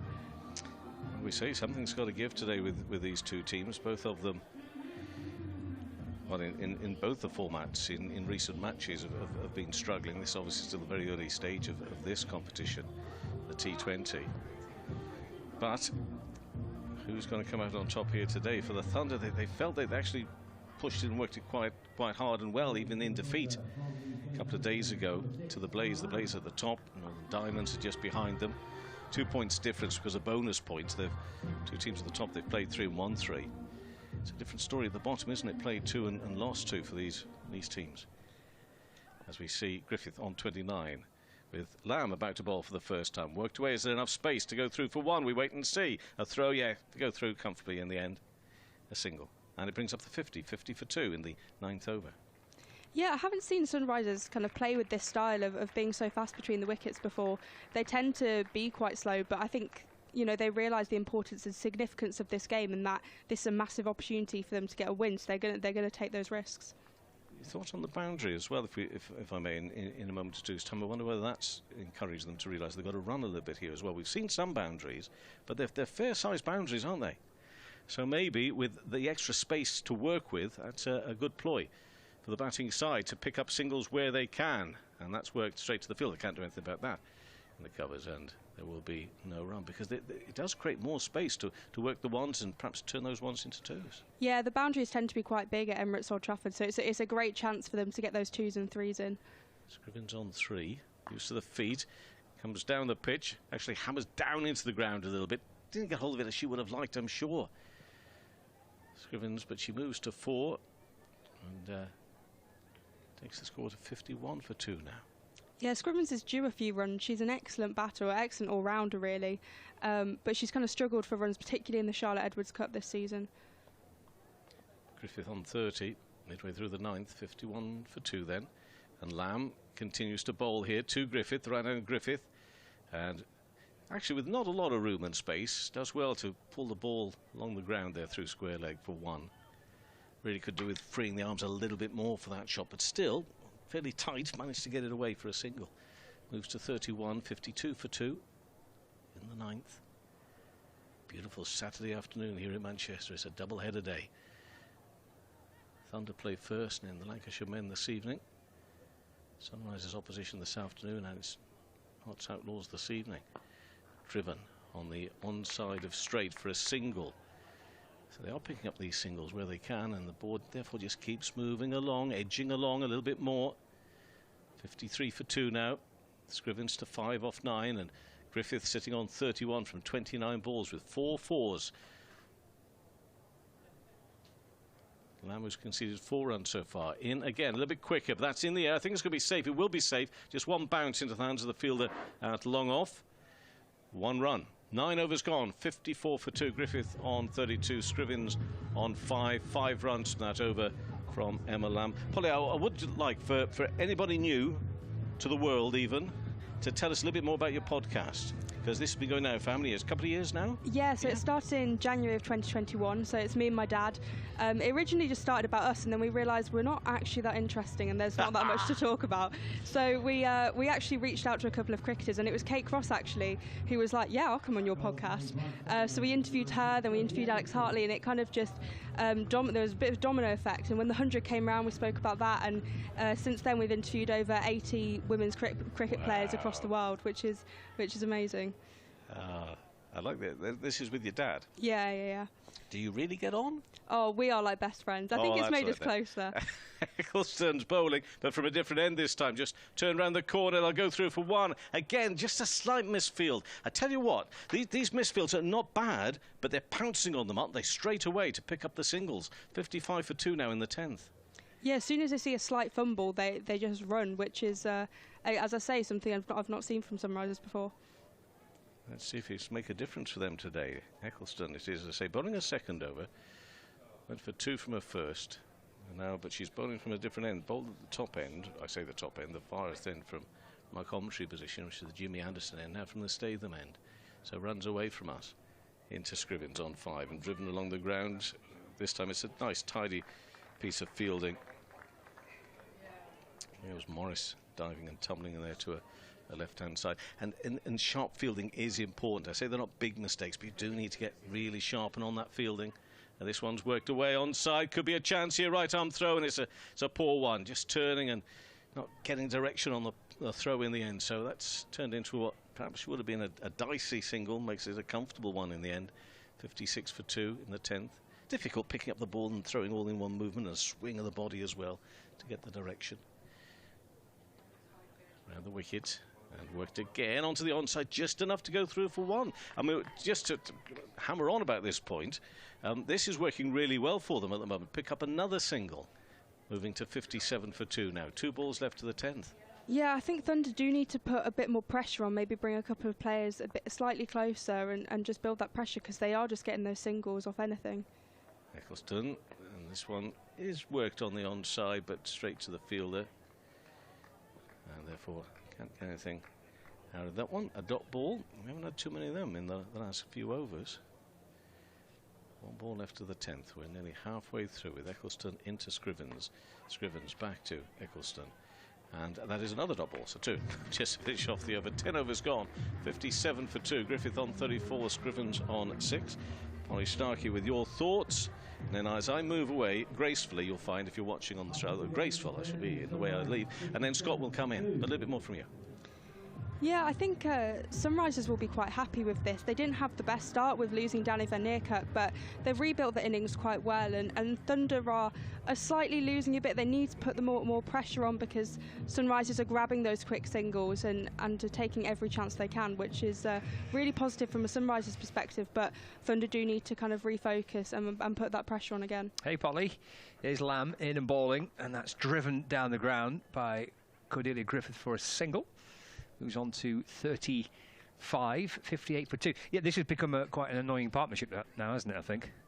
This will be frustrating, Thunder. Yeah, definitely, because they had such a good start and now they've kind of let it slip a little bit, so they need to get a wicket and break that partnership, because partnerships are so essential. 58 for 2. Here's Lamb bowls. Scrivens off the back foot, trying to force the ball away. Stopped inside the circle at extra cover, worth a single. 59 for 2 now. Sachi Pai in the back of the commentary box. I don't know if I'm allowed to say this or not, but I'm saying it. Is currently tucking in to a Southern Fried Chicken burger. I mean, I looked at Sachi and thought, you know what, athlete. That's pulled away through the onside by Griffith for a single out towards deep mid-wicket. 60 for 2. And there it is, Southern Fried Chicken burger. Well, I would have done exactly the same thing. So I'm siding with Sachi here. Fair enough, yeah. I say it does smell lovely. Nice little Southern Fried flavour wafting through the commentary box. 60 for 2, we're in the 11th. Lamb in and bowls. Scrivens goes for the ramp. And that's high up above the keeper's head. Mahika Kaur catches up with the ball. And they do come back for 2. Scrivens moves on to 9, 62 for 2 now. 2 balls left of the 11th over. Emma Lamb with the shades on. From the Anderson end. Around the wicket. On the reverse this time goes Scrivens. Lamb, I think, rather optimistically asking the question if that was LBW. Yeah, a bit of a brave shot. Didn't quite pay off, but at the same time, I think, yeah, it was slightly optimistic of Emma Lamb to appeal for that. Yeah, I'm sure it would have hit a second set. Final ball of the 11th, another reverse attempted by Grace Scrivens. A little thin bottom edge off the bat. Get through for a single. It certainly wasn't out of the meat of the bat, that was it, but enough on it to get through for 1 and move up to double figures. Now does Grace Scrivens. She's on to 10. And Cordelia Griffin on 36. 63 for 2. We've had 11 overs of this game. You with Lancs TV and the BBC Sport website and app. We're live from Emirates Old Trafford. And we're going to see the return of Kay Cross from the Brian Statham end, having bowled a brilliant first kind of 2-over spell in that power play a little bit earlier on. Yeah, the dream start for the Thunder from Kate Cross. I think having that start has been really helpful, because Sunrisers could have kind of carried the game away if Danny van Neerkerk stayed in, but getting her out really quickly is essential, and I think Thunder can do more good work here to try and break that partnership. Yes, comes Cross, this time from the Statham end. It's a ring away from us. Bowling full length. Oh, it's deflected by Cross. Almost takes out the umpire at the non-striker's end. Sophie Eccleston stops the ball. That was a bit eventful, wasn't it, for 1 run? Yeah, I feel like, given the way Sunrisers have been playing today, I thought maybe they'll push for a 2. Oh, I was slightly concerned about the umpire. Yeah. Managed to duck out the way of that. That's something to keep an eye on, actually, is kind of turning 1s into 2s. That's gone high, more height than distance, I reckon. Should be gone. Is gone. Norris takes the catch. Cordelia Griffin, who looked nicely set, is the latest wicket to fall, out for 36. And that's an important partnership, I think, to break that. 64 for 3. Yeah, 36 run partnership broken. I mean, it's a really important wicket for Thunder. Of course, Grace Scrivens will stay there, and she is a great player. But getting Cordelia out just kind of it changes the pace of the game a little bit, and having someone come in who hasn't batted yet, I think is really good, just to kind of build the confidence for Thunder, but then also slightly unsettle Sunrisers a bit. Amara Carr, the new batter, to join Grace Scrivens. It just felt like with Cordelia Griffith there that she was kind of set to almost anchor the innings a little bit. Went for that big shot, didn't quite get a hold of it. Yeah, I think Sunrisers were looking to accelerate their innings a little bit, and it didn't quite pay off. But you've got to take those risks. It's T20 cricket. They haven't got all day to do it. So there was going to be a point where they had to take that risk, and unfortunately didn't pay off for the Sunrisers. But for Thunder, that's a great wicket and a great opportunity to kind of build off that. 64 for 3 then. We're 2 balls into the 12th over. Kate Cross strikes again. Enjoying a game, Kate Cross. 2 for 10. And in again and bowls down the leg side to Carr. It's a wide signalled by the umpire. 65 for 3. Kate Cross will be part of our coverage for the second match a little bit later on today. The 6:30 start between Lancashire Lightning and the Notts Outlaws. We'll have Kate Cross and Bumble with us for that. It's pushed away off the front foot by Carr, but straight to extra cover, no run. And Stephen Moore with us as well, the former Lancashire opening batter and county championship winner. It's the second T20 doubleheader of the week. I was going to say, what a duo, but what a trio even. What a trio, yeah. Cross, Lloyd, Moore. It's a formidable trio in this for the second game. Here's Cross in the balls. Oh, it's just about cleared Lamb. Down towards the boundary at deep mid-wicket. Lamb inside the circle at short mid-wicket, just scooping the ball up and over Emma Lamb. And 4 runs, 69 for 3. Yeah, I don't think that was very catchable. I think it was slightly too high, but did well to kind of get it up and over, and eventually found the boundary, which are very big boundaries here at Emirates Old Trafford compared to the other grounds that a lot of the games are being played at. Even if it's at big ground, they'll tend to have smaller boundaries. And as you were saying, Paul, it kind of makes kind of 1s and 2s important. The front foot by Carr. It's pushed away into the offside. Datani at cover fields, no run. Yeah, that's something I really enjoy about the women's game, that often there are a lot more times that players can run 2s and 3s compared to the men's game, and I think that makes the game really, really exciting, and kind of those run-out opportunities come more often. Final ball of the 12th. Here's Cross to Carr. Looking to kind of paddle that ball down towards fine leg.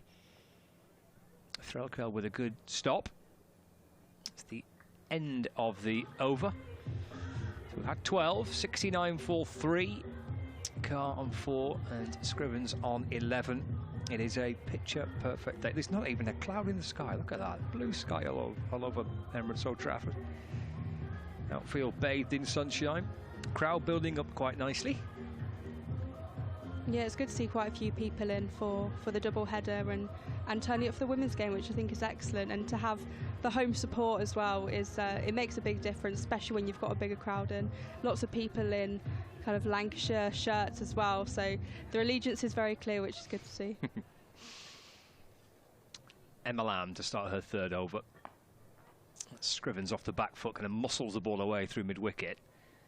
Just gets underneath Deandra Dottin, but great Kate Cross is out there in the deep to complete the fielding. They've run 2. Score moves up to 71 for 3. Scrivens on 13. So Cross is at long on. There's a deep mid-wicket and there's a deep backward square leg and deep extra cover. It's off the back foot, but can't get it past Datani, operating in that position inside the circle on the offside. So no run. Lamb's gone for 13 so far from 2.2 overs. Reverse swept and played nicely. Think about coming back for 2, but just the single. 72 for 3 now. Again, I was surprised they didn't, go for the 2. Yeah, Maybe me too. Yep. slightly tired in the heat, but yeah, I was quite surprised. Just the way they've played today. I thought it's perhaps an aspect of Thunder's batting on Thursday that maybe that's something they could have looked at. There were opportunities I felt on Thursday where you could have just run a little bit harder and try and turn ones into 2s. Carr off the back foot. The wristy shot, which he's flicked away behind square on the leg side for a single. Yeah, I think it's perhaps something Thunder will now think about for their innings, because they realise how well it's worked for Sunrisers, and they might try and emulate that. 2 balls left of the 13th over. Straight to Deandra Dottin. Routine catch. Lamb strikes. Scrivens can't believe what she's done. It's catching practice for Deandra Dottin. Couldn't drop that and didn't. No, very, very simple catch. She kind of just stood there and received it. Looked very chilled out, just like this was a casual part of her day. Not much of a reaction from Dottin either, which is quite funny. I mean, quite literally didn't even need to move a muscle there. No, she just stayed planted on the ground, put her hands up, caught it. I mean, it's rare that actually. Normally, at least you have to shuffle a little bit. You probably have to lean a little bit to your left or a little bit to your right, or you're stretching up a little bit or low down.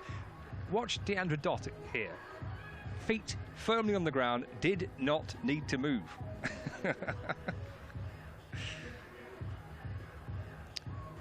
Pretty cool customer. Yeah, just so casual about it. Took the catch, yeah, job done. So 73 for 4.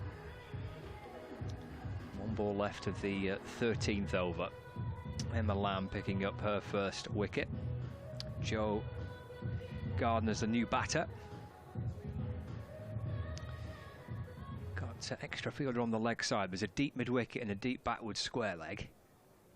Lamb in and bowls. That is actually pulled out towards deep mid-wicket. And they get through for a single. 13 overs gone, 74 for 4. Gardner on 1 and Carr on 5. We'll have a little change in the commentary box, and we'll bring Sachi back in for Polly. Here at Emirates Old Trafford, 2 batters looking up towards the scoreboard, assessing where they're at. Set for a good day's cricket if you're in for both games. Into the evening session later on today, and hopefully we'll be seeing 2 home wins. That's the idea. What do you reckon, Sachi? 74 for 4, 13 overs gone. Will your Thunder teammates be happy with this? Yeah, I think definitely it's a good start. They've pulled it back. The wickets of the settled-in batters. Next few overs are going to be crucial here. Sophie Eccleston in and bowls. And Gardner goes for a big heave-ho through the onside, but maybe a little bit of bounce and turn there for Eccleston. Certainly a bit of bounce, and I suspect it may have gripped a little bit, that first delivery. Yeah, should be happy with the looks of that. Yeah. It's played away into the offside, no run. 74 for 4. I think you could see there's a little bit more turn on this side than she was getting at the Jimmy Anderson end. So I think should be absolutely delighted with that. In and bowls, and Gardner hops back and defends back down the pitch where Eccleston fields off her own bowling, and there's no run, and instantly sends mid-off back to the boundary.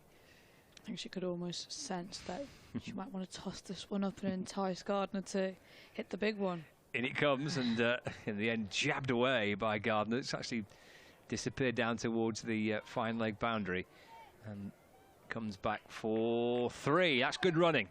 That is excellent. That's something I think that Thunder will need to do when they come out to bat. They've run 3. You should see, I think, quite a few 3s in games here today. Yeah, like here at Emirates Old Trafford, the boundaries are generally quite big, so I think you can't underestimate the power of running hard between the wickets. And I feel like these two are quite athletic players themselves, and that first one they ran it so hard, which made it easier and possible for the third one to happen. Eccleston left arm round, balls forward goes Carr. And defence. Sophie Eccleston says to her skipper, "It's all right then, mate. I'll get it. You stay where you are. I'll go and pick it up." Yeah, surprised she didn't volley it to herself either. Twirls away back in, balls again. Oh, it's a big skyer up towards mid-off. Should be gone. Is. Tara Norris takes the catch. Sophie Eccleston picks up her first wicket of the match. And the Sunrisers are 5 down now, 77 for 5 after 14. Yeah, I think the both of them don't quite know how to play Eccleston here, and I think, you know, that's going to be key for them really, is because their Thunder's real threats as such is Soph. And, you know, they both look to almost attack her, then decided against it, and I feel like, again, Amara Carr, by the looks of it, got caught in two minds, and walks in Kelly Castle, captain of the Sunrisers. Or is it Kelly Castle? Florence Miller. Oh yeah, the young bees. Yeah, holding Castle back a little bit. Florence Miller, new batter, out there in the middle to join Joe Gardner. So 14 overs gone, 77 for 5. How was the chicken burger, by the way? Do you know what, Scott? I did a really hard run this morning, and I'm injured, so I need the food to recover. Once in a while, that chicken burger sits nicely. I recommend it. Actually, it smelled lovely. Yeah. Just enough kind of southern fried taste to it. Yeah, that's always great. Yeah. It's needed. Not too spicy, just enough. Gardner, the new batter. Here's Lamb in and balls. That's driven for 4. Out towards, past wide, kind of mid-off, down towards the hotel boundary. Good looking shot for 4. Yeah, it's a great looking shot, like meeting it on the full. I feel like that gap's been pierced quite a few times in this game today, as we've seen it as well, and it's a lightning quick outfield today. I felt like on Thursday's game, it kind of slowed down as it got to the outer outfield. But looks like an absolute dream to bat on today. Yeah, looks like you're going to get pretty good value for your shots in these T20 matches today. That's a good stop at extra cover by Kate Cross. Setting the example as ever. Gardner off the front foot, trying to drive the ball away. See, she's looking to score really at any opportunity given, Gardner is. Here's Lamb to Gardner, looking to sweep. Oh, been bowled. Made a bit of a hash of that, Joe Gardner. But as Sachi was saying, trying to score where possible, looking to sweep. She's been bowled. I think, you know, there's the sort of forgetting here, the Sunrisers, the importance of the singles. There's still some time left in this innings for them to get that good score. I'm talking about 120, 130 plus, and it was key for Gardner to stay with about 3 overs to go, really. And you know, she's already had that boundary, so maybe she shouldn't have tried to create something here almost. Step right across the stumps, isn't she, looking to open up that leg side with for the sweep. Ball clatters into the middle stump. I think it's a great point, Sachi, as well. I mean, the big boundaries here, whether it's men's cricket or women's cricket. Value of working the ball around and running 1s and 2s are just as crucial when you play here, I think, as trying to clear the ropes. Yeah, no, absolutely, and I think like it's really good to play aggressive cricket and know what your boundary ball is and where it is, but I feel like she almost was trying to hit every ball to the boundary when it wasn't quite there, and tried to create something out of a potential single or 2 even, if she, you know, for that ball over there. But nevertheless, great signs for Thunder here. 81 for 6. And Lamb has now picked up 2 wickets. Here comes Emma Lamb into Gray. Well, that's nicely played. Lovely little leg glance down towards the boundary. Mahika Gore will catch up with it. And come back for 2. Yeah, like we said, like a big chase for Gore there. I think I'm surprised they didn't take one for the arm as they have been doing. So I think they're almost now thinking like we've lost quite a few wickets here. Like we need to sort of almost take the game a little bit deeper. 83 for 6. Lamb balls, that's nudged away through the leg side. by Gray. And just for the single. Throw comes in on the bounce. So 84 for 6. I think, you know, that they should be looking here to take the score to, I'm saying minimum 120 here. That's bare minimum. With the way the track's been playing out today, it's got a little bit in it for something for everyone, but get value for your shots. Lamb to Miller. That's just helped around the corner. A little flick off the hip.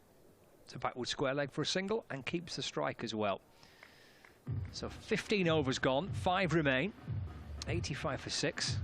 Sachi, a few thoughts on what you reckon here? 5 overs left for the Sunrisers, and then Kevin's going to come in. Yeah, I think it's been a good comeback from Thunder. I felt like the Sunrisers were just starting to get away a little bit, and I feel like Thunder have pulled it back a little bit with a quick succession of wickets. It'll be important for them now for Sunrisers to almost take it a little bit deeper, and see if they can start touching that, you know, 120, 130 score. I feel like they almost were rushing a little bit too much to look for their boundary options as such, but you know, I think that the vital key messages from here is run your singles, your 2s and your 3s hard, as well as your boundaries. So it's going to be crucial about what these 2 batters in the middle do. We still got Kelly Castle to come in. We all know that she can hit the ball quite hard as well. And they've still got an over of Eccleston to get through. Miller is on strike. And it's Norris bowling a second over. First went for 7, 1 for 7 figures at the moment. Left arm round the wicket, helped on its way. Down fine towards the boundary, but there's a fielder there, so it's just a single. At the start of the 16th over, the score will move on to 86 for 6. And Gray is on 3 from 2 balls faced. Eva Gray, who again, this is for me live, this is the first time I've seen her play, but I've actually commentated with her several times. She's been in your seat, the old commentary from time to time. Yeah, big move for her this season to come to Sunrisers. She's on 3 and she faces now right-handed. That's worked away around the corner on the onside. Not a chat between the 2, and eventually they settle for 1. Did actually go quite a long way out there before the fielder coming in, so I'm sure there would have been that just moment of thinking to themselves, could we just push hard for a second here? But they've got to be mindful. We're in the 16th, only these 4 wickets standing now. Yeah, I think we've got 2 very strong fields on the leg side. Liberty Heap at deep square and Fee Morris at deep mid wicket.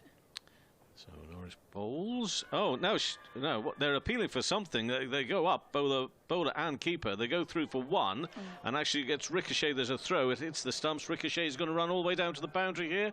Just try and pull it back in if they can. And they do. I say they do. That's Kate Cross, isn't it? Chasing that one down. That is Kate Cross. I thought that was a bit unfortunate. I think it was a lot going on there. Big appeal. Dottin comes and picks it. I was shy at the stumps. Was it out? Was it not out? And unfortunate there. I mean, it's a good job that it didn't go for a boundary, but I felt like a lot happened at that ball. It did. And at the end of it all, how many runs? 3 runs. 3 yeah. 3 runs, I think, yeah. Yeah, 90 for 6. Midway through the 16th over. Kate's down on her haunches now. That took a lot out of her. She had to run hard to get that one back, and she did. Gray's on 4 from 3 balls. Norris around the wicket again. Again, a little tickle around the corner. Gore to come up off the boundary with a left arm throw. 1 run. 91 for 6 in the 16th over. So far, we have had the following: Van Neerkerk, 2 balls out for naught. Kate Cross got the wicket. Villiers 16 off 14. Griffith 36 off 35, Scrivens 14 off 22, Carr 5 off 7, Garner 8 off 8. So we've got Miller and Gray, the not out pair in this 16th over. Round the wicket again. Perhaps a little bit slower, that ball. It's driven through extra cover. There's a fielder there. They'll come. Oh, they think about coming back for 2. There's a mix-up. There should be a run out, and it is. Dreadful mix-up from the pair, I'm afraid. Resulting in a run out, yes, no, and the answer actually should have been most definitely no. Get back, but. And then what also we need to bear in mind, it was nice and calm and efficient from the Thunder in the field as well, because they could see there was terrible trouble here. They really could. Definitely, and I felt that little hesitation by Gray, you know, whether she was coming or not, whether she was going, she stuttered a little bit in her crease, but in one of those situations you almost have to go for it, really. The minute you start stuttering, every chance for that fielder to get that run at, but very nice easy take for Tara Norris. And yeah, look, Sunrisers look like they're a little bit in trouble here. Just a bit, and the last time I was on commentary, it looks as if they were settling in nicely. We were talking, you continued to talk about it, the fact that they were picking up the singles, those twos, if they could, pushing hard for a third as well. It all looked to be going okay. And the important thing is, within all cricket, this format especially, you just got to stick to your job, and that's exactly what the Thunder have done, and they've got their rewards for that, because they just keep us much. But they try to make every ball ask a question, put a little bit of pressure. Castle is facing now. First ball she's facing, that's pushed back up to Norris, and there will be no run. That's the completion of that over 16 overs, but you just got to stick at it. 92 for 7, Miller 6, Castle yet to get off the mark, and that equally applies to the batting. In this situation, okay, so there are 7 down here now. That applies to the batting. You know, from the Sunrisers' point of view, they've got to think, right, you know, we are coming in late on, down the order, but we actually, in this format, we still should be expected to perform with the bat. Now, that obviously is going to take time for that to bed in within the women's game and within some of the men's teams as well. But we saw a classic example of it last night. If you were watching that game involving Surrey against Kent, it just happened. It was a truly amazing knock from Sean Abbott there with that 34-ball century. But he's making the point, we're all expected to perform now, whether we're batters or bowlers. Definitely, and here, like, you know, a runner ball here is as crucial at this, especially if they're 7 down. If they can at least get, you know, 6 to 8 runs per over the next 2 overs and then kick on. Cross is back for a last over, and she bowls to Castle, who pushes it back up to Cross. So we're in the 17th. This is Kate Cross's last over. 3.1 overs, 1 maiden, 2 for 15. Yeah, she's bowled absolutely beautifully today. I think, you know, the first over was such a big statement, having a wicket maiden. Yeah. And she's backed herself up the next few overs. Running in, sunshine here in Manchester from the Jimmy Anderson end. That's played nicely, actually. A good stop from Dot in there, getting down quickly to a left-hand side. They'll get 1 run. They'll dab away. Be interesting to see how Sunrisers go about the next few overs, because I felt like they started to rebuild. They rebuilt really well with Griffiths, and then almost looked like that they just wanted to hit every ball to the fence at one point. Miller's on 6, and a little bit of width, and then is sort of driven square offside, 1 run. A little bit of a bounce. One of the footholds down there. Again, just quickly referring to last night's match at the Kia Oval, there was a dreadful little moment where you feared, actually it was Abbott who was involved with everything last night. I'll come back to that in just a second, with Castle on 1 here meantime, and edged and out of the reach this time of Leandra Dottin. Therefore they go through for 1.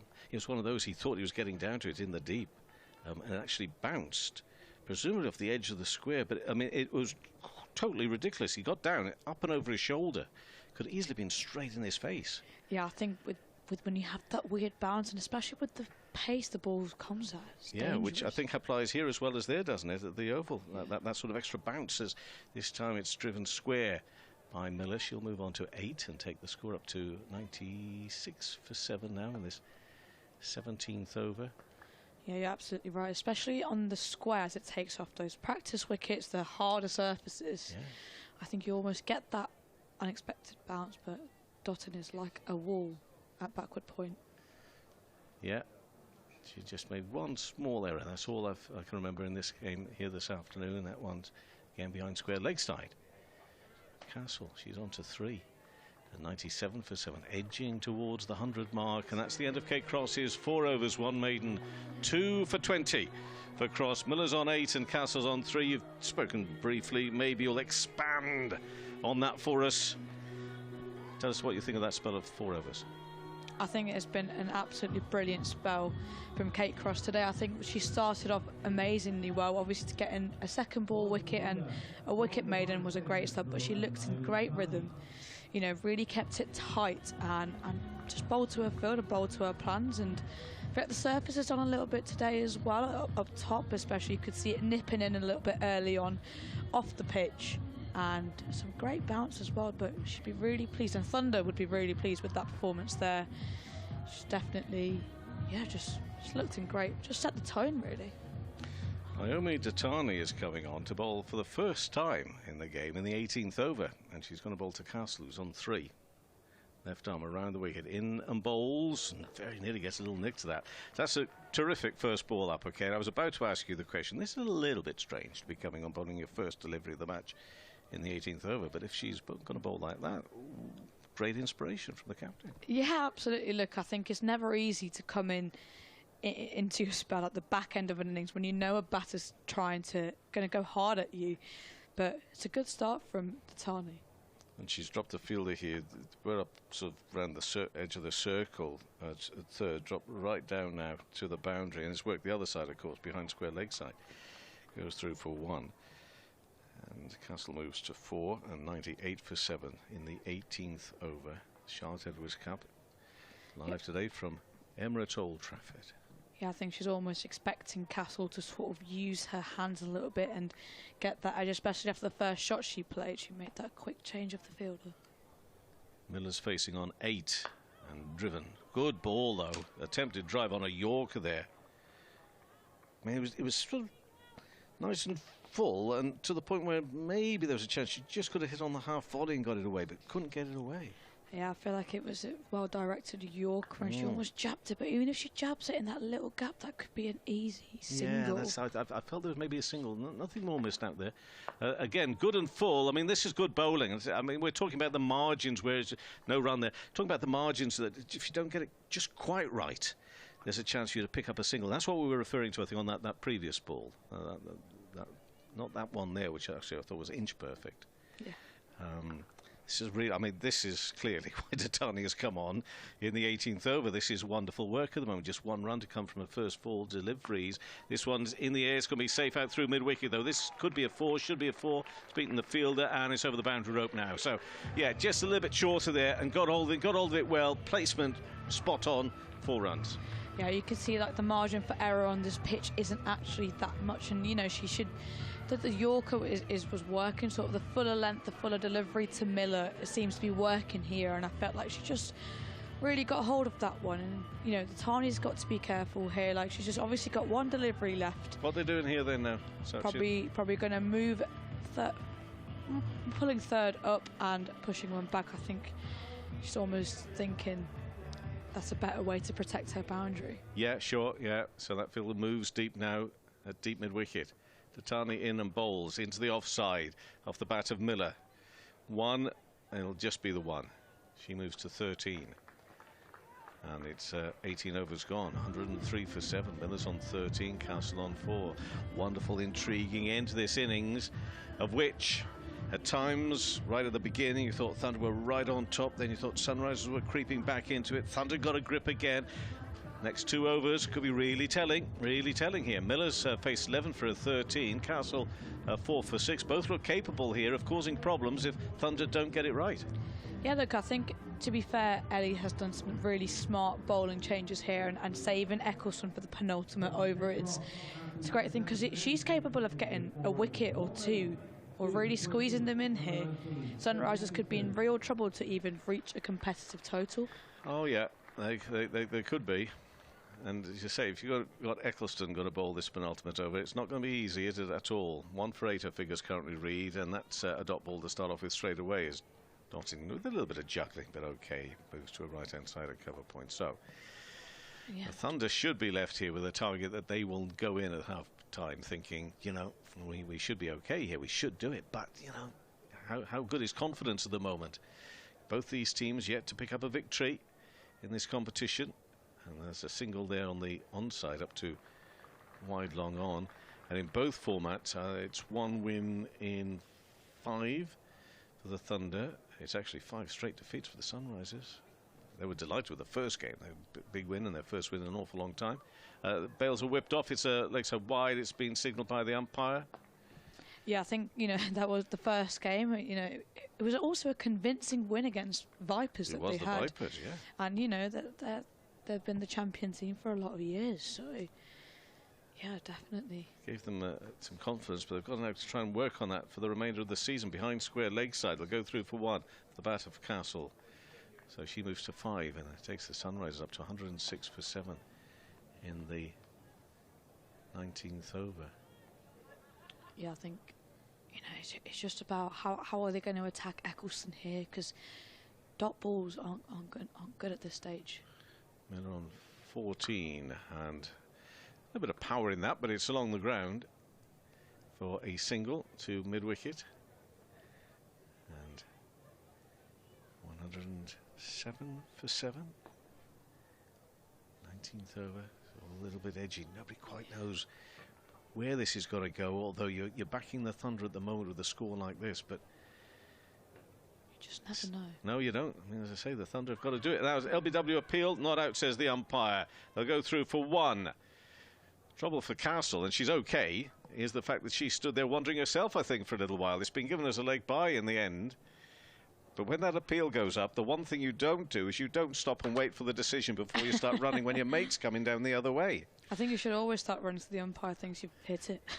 108 for 7, and that's last ball of the 19th over, behind square leg side.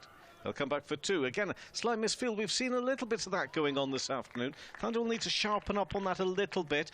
It's something of nothing, not major errors, just little fumbles which allow them to go through sometimes. 110 for 7, 19 overs, Miller on 17, Castle 5. Sophie Eccleston 4 overs, 1 for 40. And a word about those 4 overs. Maybe Scott Reed to see you through to the end. Yeah, definitely. I think, you know, like, there have been a little bit of misfielding, but nevertheless, I feel like, you know, we've also saved the runs. We've also had, you know, stopped those twos really, especially on the leg side. And overall, I think we've done well. I feel like Sunrisers have always looked to run really, really hard, almost a bit too risky at times. It's Tani to continue. With Castle on strike in balls, that's flicked away off the pads down towards fine leg for a single. So 111 for 7.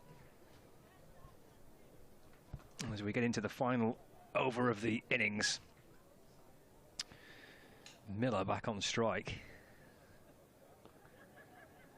So 5 balls left. What will the Sunrisers set Thunder here? Ditani bowls again. That's carved away. It might be 4. No, it's cut off. It's good fielding. We're going to come back for 2. Those could be crucial runs that are saved. Right at the back end of the innings. Just saving a couple. Miller might have fancied that was a boundary. Sliced away off the back foot.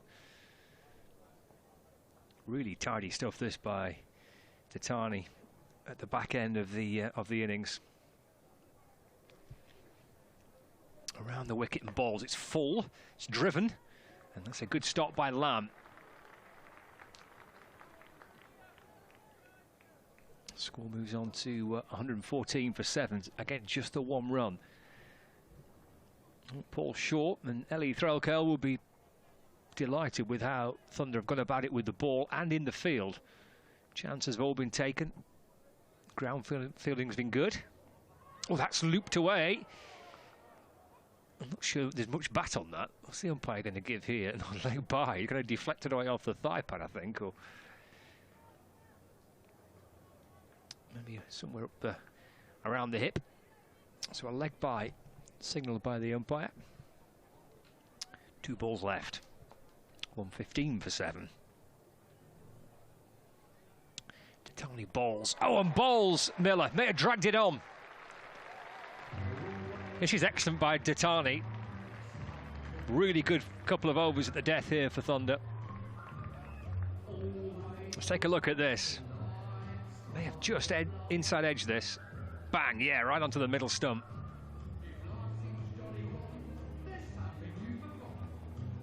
Frustration for Miller. A success for Thunder. And they've done just about all they can do here, I think, with the ball and in the field. It will come down to how they can perform with the bat.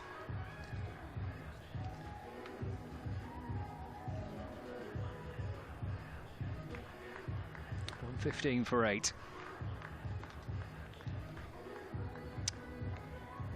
Naomi Ditana, right at the end of the innings here for the Thunder, has bowled really well. wicket, kind of the cherry on the cake, but I think she'd given very little scoring options away. Final ball of the innings. And that's swatted down the ground. Cross picks up, shy at the stumps. They've got through for one. And that completes the Sunrisers innings. 116 for 8 from 20 overs. Karpak getting the one run, but plenty of high fives around. And that will be, I think, a really, really happy Thunder dressing room. Job done in terms of with the ball and in the field. Ellie Threlkel there, the skipper, will be delighted with what she's seen, I'm sure, from her teammates. They've every chance they've created, they've taken. The ground fielding's been good, they've stopped runs. It's a really solid all-round team performance with the ball and in the field. It's all about the batters now and whether or not they can get the team over the line. The bowlers have done their bit. We shall see. It's 116 for 8. The Sunrisers finish on. The Thunder will require 117 runs to win.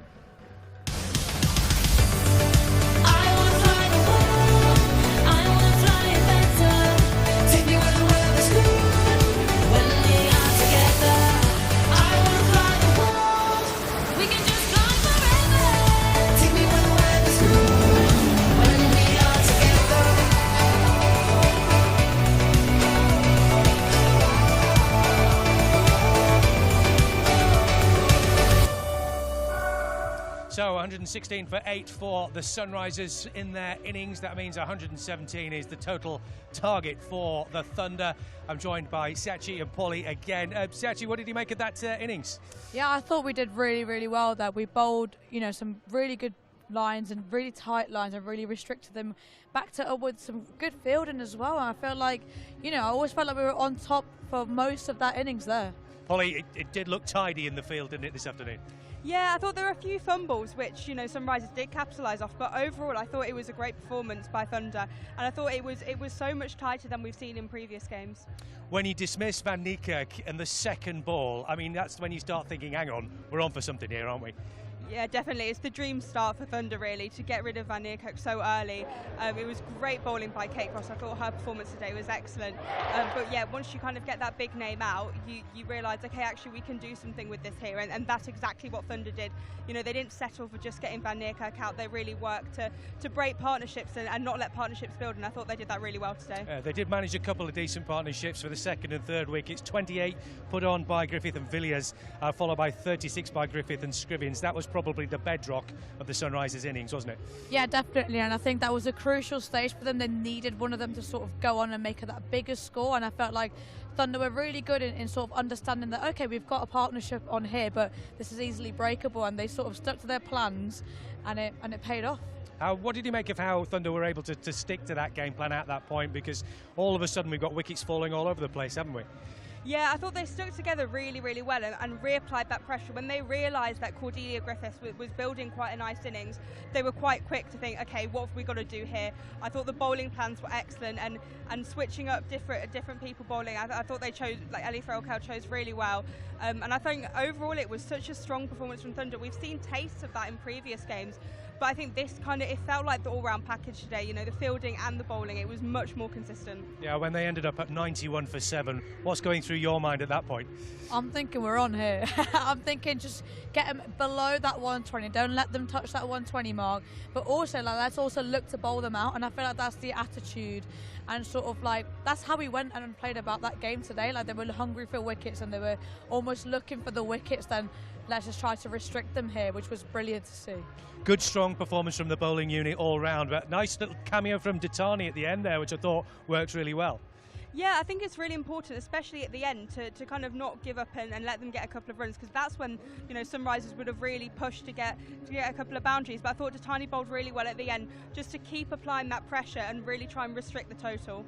That's the big question now, isn't it, Sachi? Is this a total that Lancashire are going to be able to go on and get, do you think?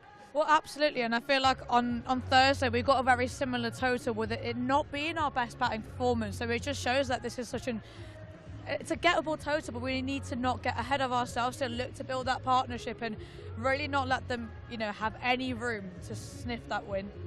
Polly, what do you think? What is the key to a Lancashire victory here, and how do they have to go about it, do you think? Well, I think actually they can look at Sunrisers' innings and see what they did well. I think running twos and running those really quick singles were key for Sunrisers to getting runs on the board. So I think Thunder should look to do that. But similarly, I think build some more partnerships. I think they've got some excellent players for Thunder who can build big innings. So I think that Thunder have a really good chance here. Do you think we agree with Sachi that you think this is a really gettable total here? Oh, 100%. I mean, Thunder scored 114, I think, on Thursday, and you know it's not too much higher today. So I think it's very achievable, and we didn't see the full potential of Thunder a couple of days ago.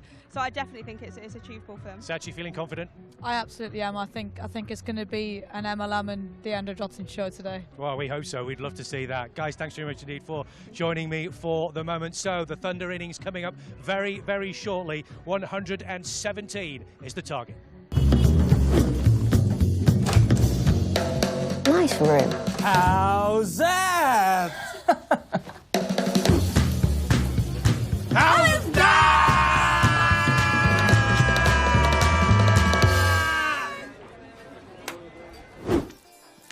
Oh. Oh. How's that? How's that?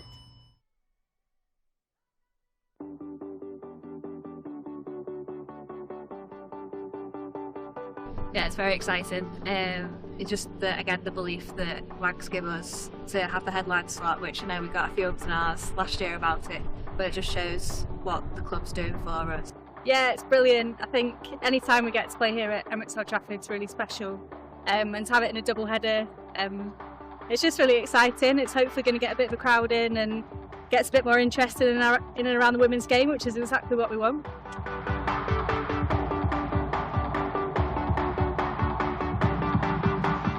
Yeah, it's absolutely brilliant. The fact that St Ash is here and the fact that we get to play here as our home ground is brilliant, and yeah, hopefully it inspires more younger players.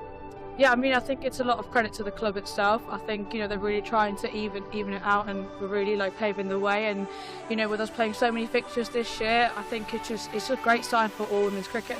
Oh, it's so exciting. I love playing here, love training here, and yeah, it's growing rapidly. I don't think we had this many a couple of years ago.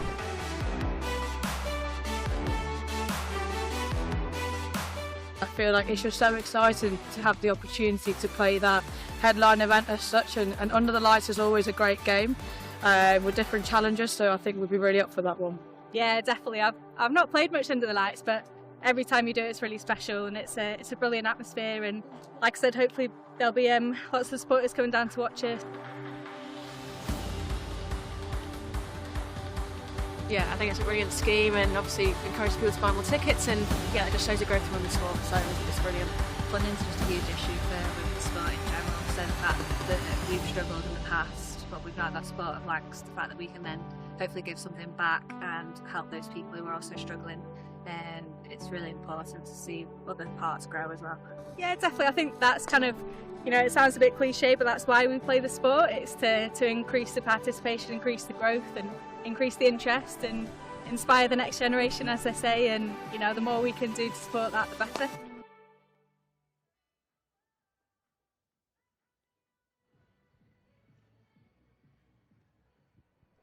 Ladies and gentlemen, once again, please welcome to the pitch the umpires, Naeem Ashraf and Anthony Harris.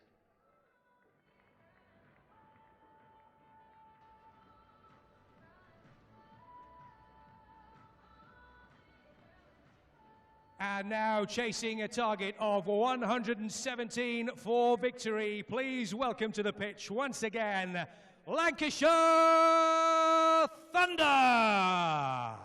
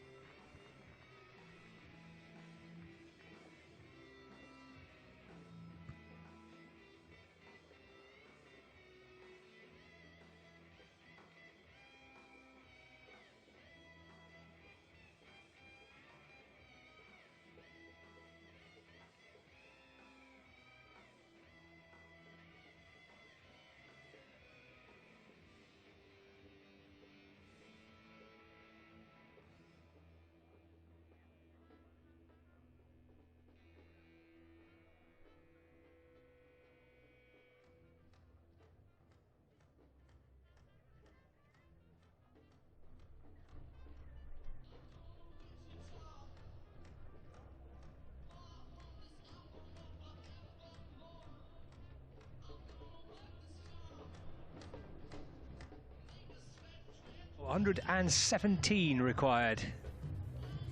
And the two opening batters, Emma Lamb and Liberty Heap, waiting to step over the rope and set about this run chase. But we are waiting for the Sunrisers to emerge. Here they come. Lamb and Heap are marching out to the middle. Let's see if they can register the Thunder their first victory, not just of the Charlotte Edwards Cup, but actually of the summer, having gone winless so far in the first 5 Rachel Hayo Flint Trophy games. I suspect they might not have a better chance to get up and running because it's a relatively modest total. It's run a ball and it's a nice day, it's a decent pitch, it's a quick outfield. I think they'll be kicking themselves if they don't get over the line, but I suspect we could be in for an exciting finish. It could be a tight finish, this. We know that Thunder's vulnerabilities have been with the bat. And that player on screen there, Emma Lamb, could be fundamental to it, really. She's such a star with the bat for Thunder. Out in the first over of the match on Thursday evening. She can get going. Then Thunder might well register their first victory of the season. Kopak to open up the bowling from the Jimmy Anderson end. Kate Kopak, correction, from the Brian Statham end. It's right in front of me. So here we go, 117 the target. Little forward defensive to begin with. And the Thunder's innings is up and running. 117. Both these sides coming into this game winless from their first 2 games. Sunrisers played 2, lost 2. Thunder played 2, lost 2. So can the Thunder register some points on the board? No slip in place. Let's run down to backward point by Lamb. Yeah, come back for 2.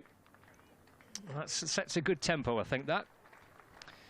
To not settle for just a single, to come back and force a second. It's something that yourself, Polly, and Sachi was talking about in the first innings of this match. A nice way to get going, actually. Be positive and come back for 2. Yeah, Thunder have a huge opportunity here. It's a low total and it's very, very chaseable for them. Kopak bowls to Lamb. Just eased away into the leg side. And there is no run. Yeah, 117 to win off 120 balls on a good pitch in the quick outfield. Lovely sunny day. This feels like a golden chance for Thunder. Yeah, definitely. I mean, they managed to get 114 in the previous game, so actually 117 is not much further than that. Got back in. Rolled off the hit by Lamb. Again, coming back for 2. Throw comes in. Excellent. Well run. Super start from Lamb. Yeah, it's not all just about 4s and 6s.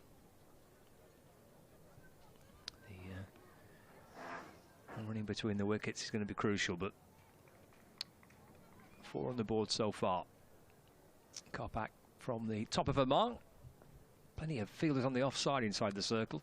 Pretty packed there, not much room to work the ball. It's flashed away to mid-wicket instead. Bouncing along the ground. No need to come back too hard for the second, because that's always going to go for 4. Nicely played by Emma Lamb. Beautiful timing. Yeah, really well played. She kind of realised there were no fielders there. She could take her chance, and that's the best way for Thunder to start, really. Sunrisers didn't score any runs in their first over, and a wicket fell. So Thunder are seemingly quite far ahead compared to the Sunrisers at this stage. Lamb key here. Best batter in the Thunder team. Can she get this innings up and running? Well, that's a wide ball by Kopak.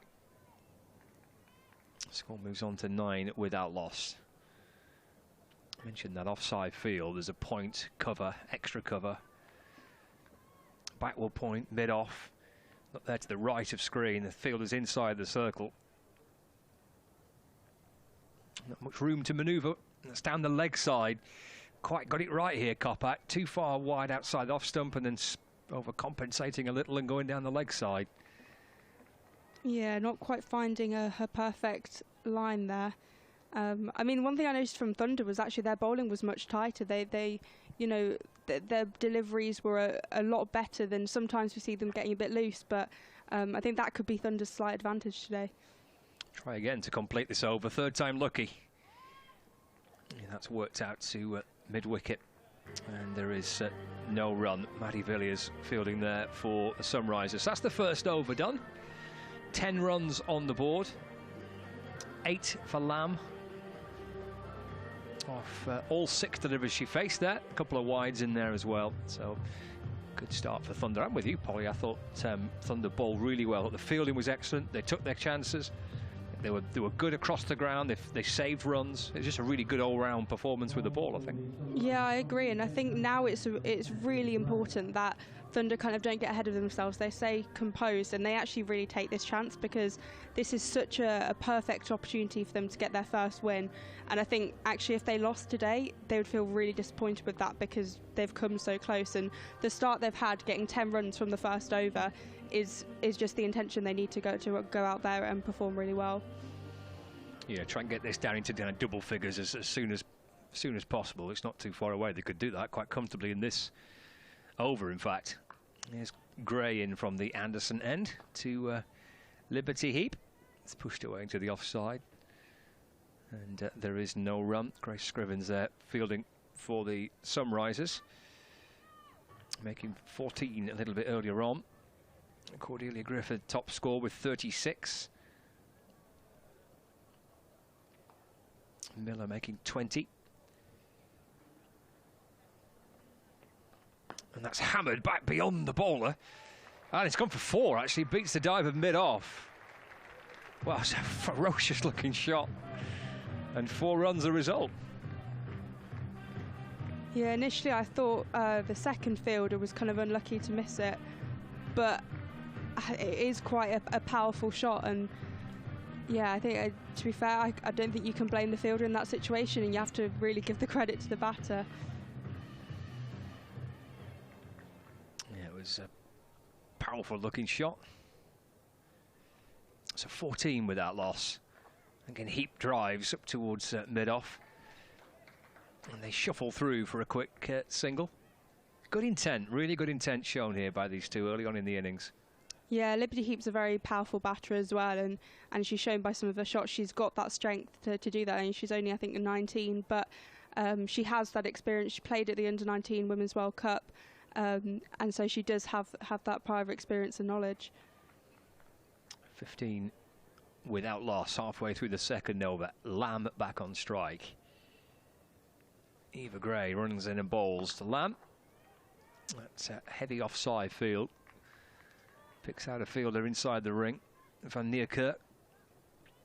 And there's no runs, so 15 without loss.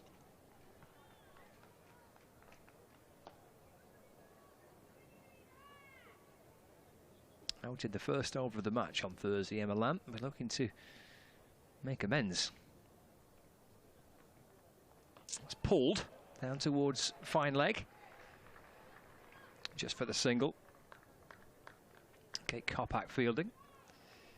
So Lamb moves on to 9. 16 without loss now. It does feel like they should have got a second run with that ball, potentially if they were a bit quicker, but the throwback was strong. Final ball of the second over. In comes Kopak. Bowls. It's driven. It's an awkward looking bounce for Maksood at mid-off. Did well to stop it, actually. It kind of reared up a little bit. Hit pretty firmly by Heap, so decent work there by Maksood to stop the ball. End of the second over. So 17 without loss. Be happy with the start, these two, Lamb and Heap. Discussing options and scoring areas potentially. And just enjoying themselves by the looks of it. Yeah, I think if they can keep this run rate up, it's excellent. But even if they fall slightly behind, they've got the time. There aren't many runs on the board, and they've already done really well to get 17 off those first 2 overs. So they have got time, and they don't need to take all these risky shots. But it would also be quite nice to see, you know, Liberty Heap accelerating a little bit, because she's very, very capable of getting those boundaries. Perhaps a bit of running between the two, maybe a couple of 2s and 3s. But they're doing really well here to just kind of settle into the innings. Different challenge here, with spin being introduced. Maddie Villiers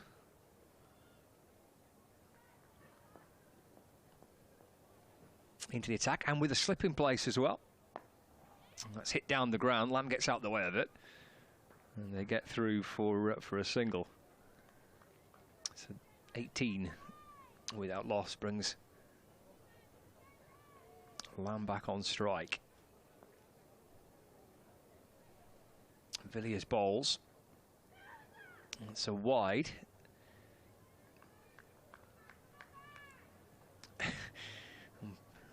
By almost catching Maddie Villiers as he was signaling a wide there. Almost took her out. It's off the back foot. That's a gorgeous looking shot. That's 4 runs for Emma Lamb. It's through point.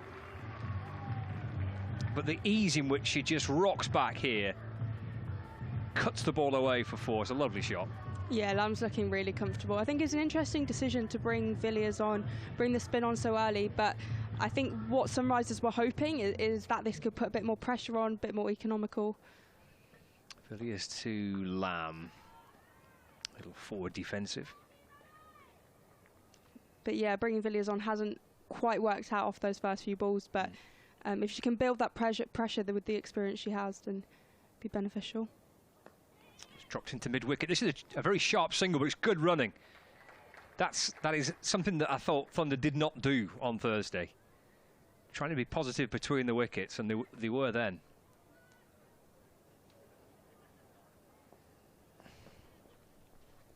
.24 without loss. It's hammered away. That's a good stop at mid-off. Moves the score on to 25 without loss. It's hit pretty firmly. That's good work inside the ring. Mid-off by Kate Kopak. Saving a run for a team.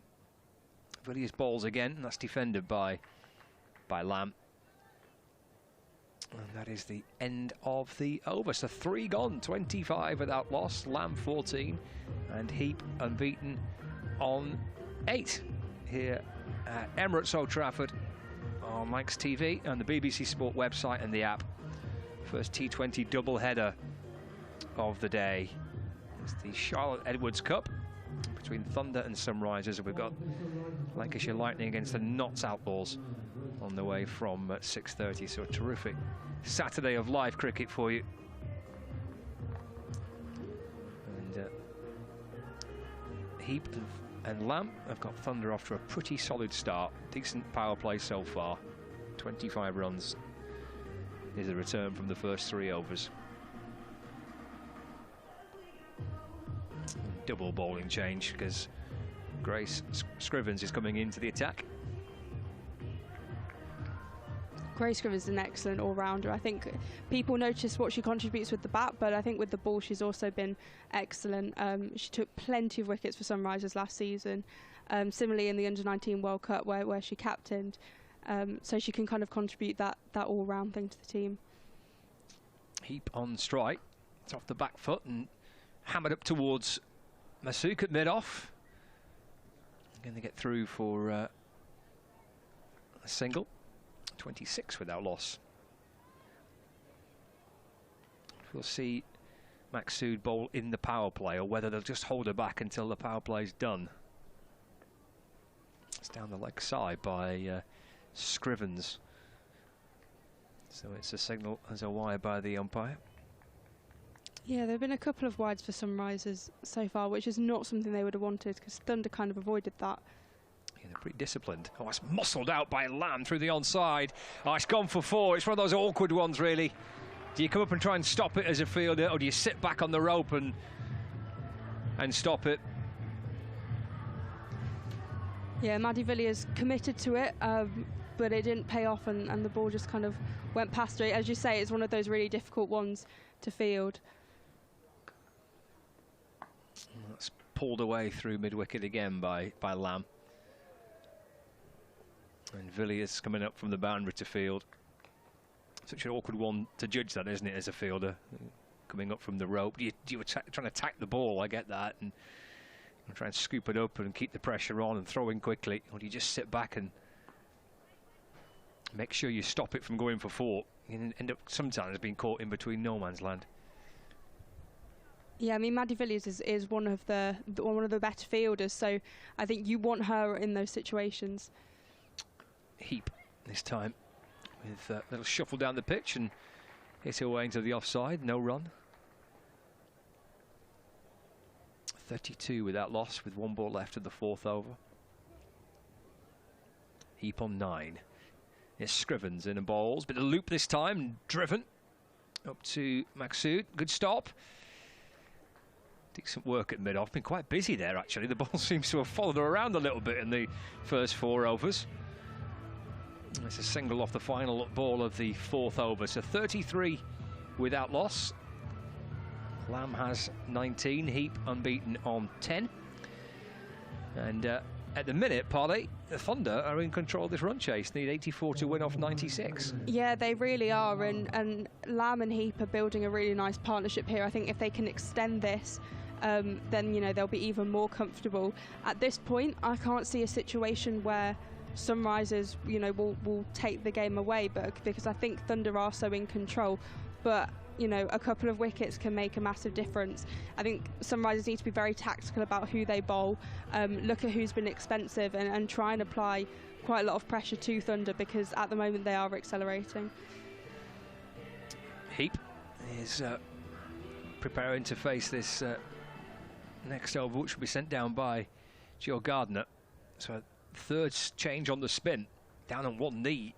Liberty Heap pulling the ball away through square leg. And they come back for a 2nd.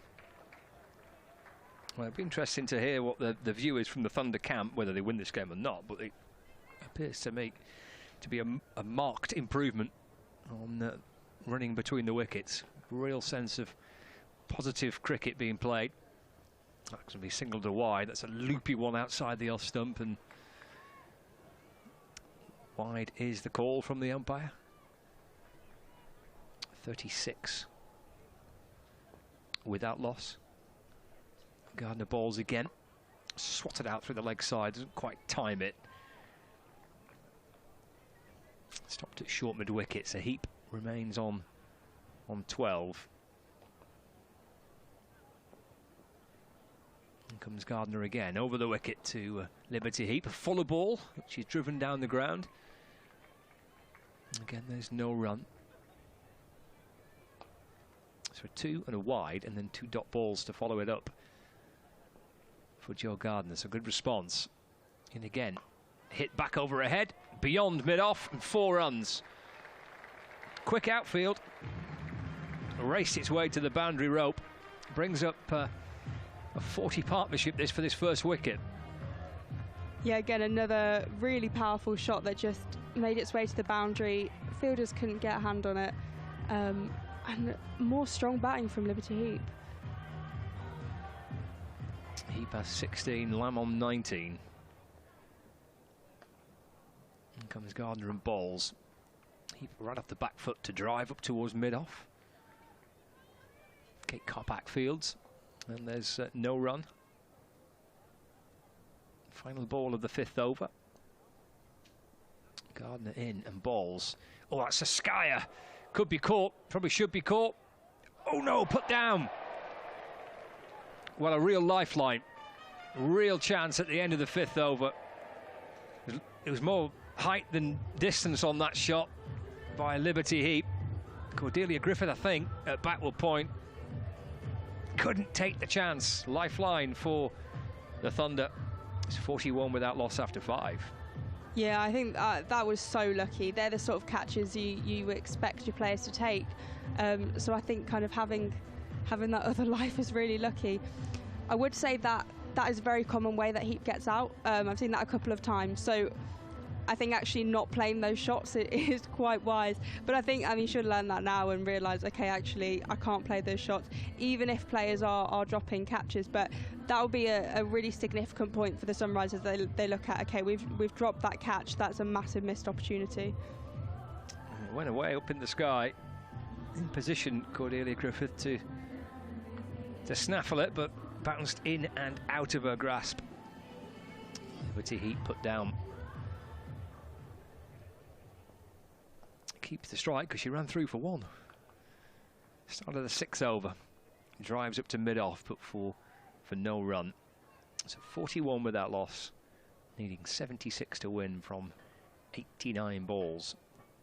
Well in control at the minute of the Thunder, and this opening partnership has been good.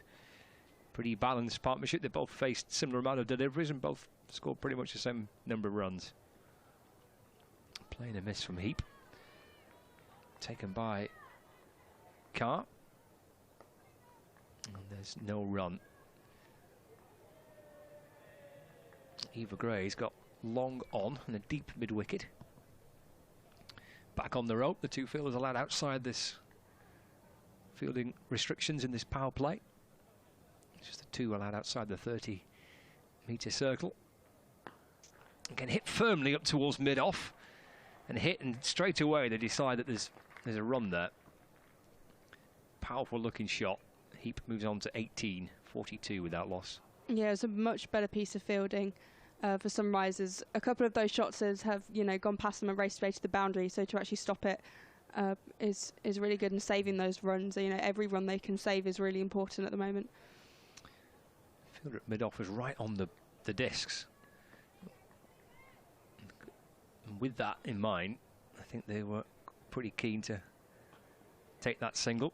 One or two fielding positions being relocated. Deep backward square leg now out towards the rope. There's Gray to Heap. It's off the front foot and just caressed away into the offside, but for no run. Van Niekerk fielding, one of 4 fielders inside the ring on the offside.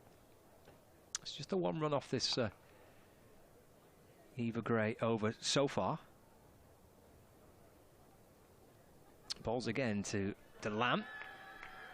And they're wondering whether that's a little bit of a strangle down the leg side. Umpire says not out. Lamb looking to try and just help it around the corner. Yeah, overall this season I've been very impressed with Eva Gray. I think the move she made to the Sunrisers, signing that first pro contract, I think has done wonders for her. And her first over wasn't great, but she's kind of really making up for it here with her second. Yeah, good comeback. 7 off the first over, 1 so far off this second over. And that'll be 2 as he's just dropped nicely into the offside by Lamb. And that completes the power play. So 43 without loss. Lamb on 20, Heap on 18. Good comeback over from Eva Gray. Just the 2 conceded from it. Scoreboard ticking along quite nicely for the Thunder here. Yeah, at the end of the power play, Sunrisers were 35 for 2. So, Thunder in a much better position than the Sunrisers were, and considering they haven't lost any wickets, they can really build on that. They can start to take a couple more risks and really excel that run rate and get closer to getting across the line for the first time this season. Yes. Yeah, that's the first time in all competitions this season. Winless in the first 5 Rachel Hale Flint Trophy games. Kelly Castle coming into the attack from the Brian Statham end. Turned it down towards short, fine leg. Throw comes in towards the keeper. Bit much for Amara Carr to have to do there. A little high, the throw towards the keeper, so they've got through for a single. 44 without loss. Lamb moves on to 21 not out. It's Castle. Right arm over the wicket and bowling. Oh, hit back towards her. Stuck out the left hand, trying to stop the ball. Picked up at mid-off by Kate Kopak. There's no run. Heap remains on 18.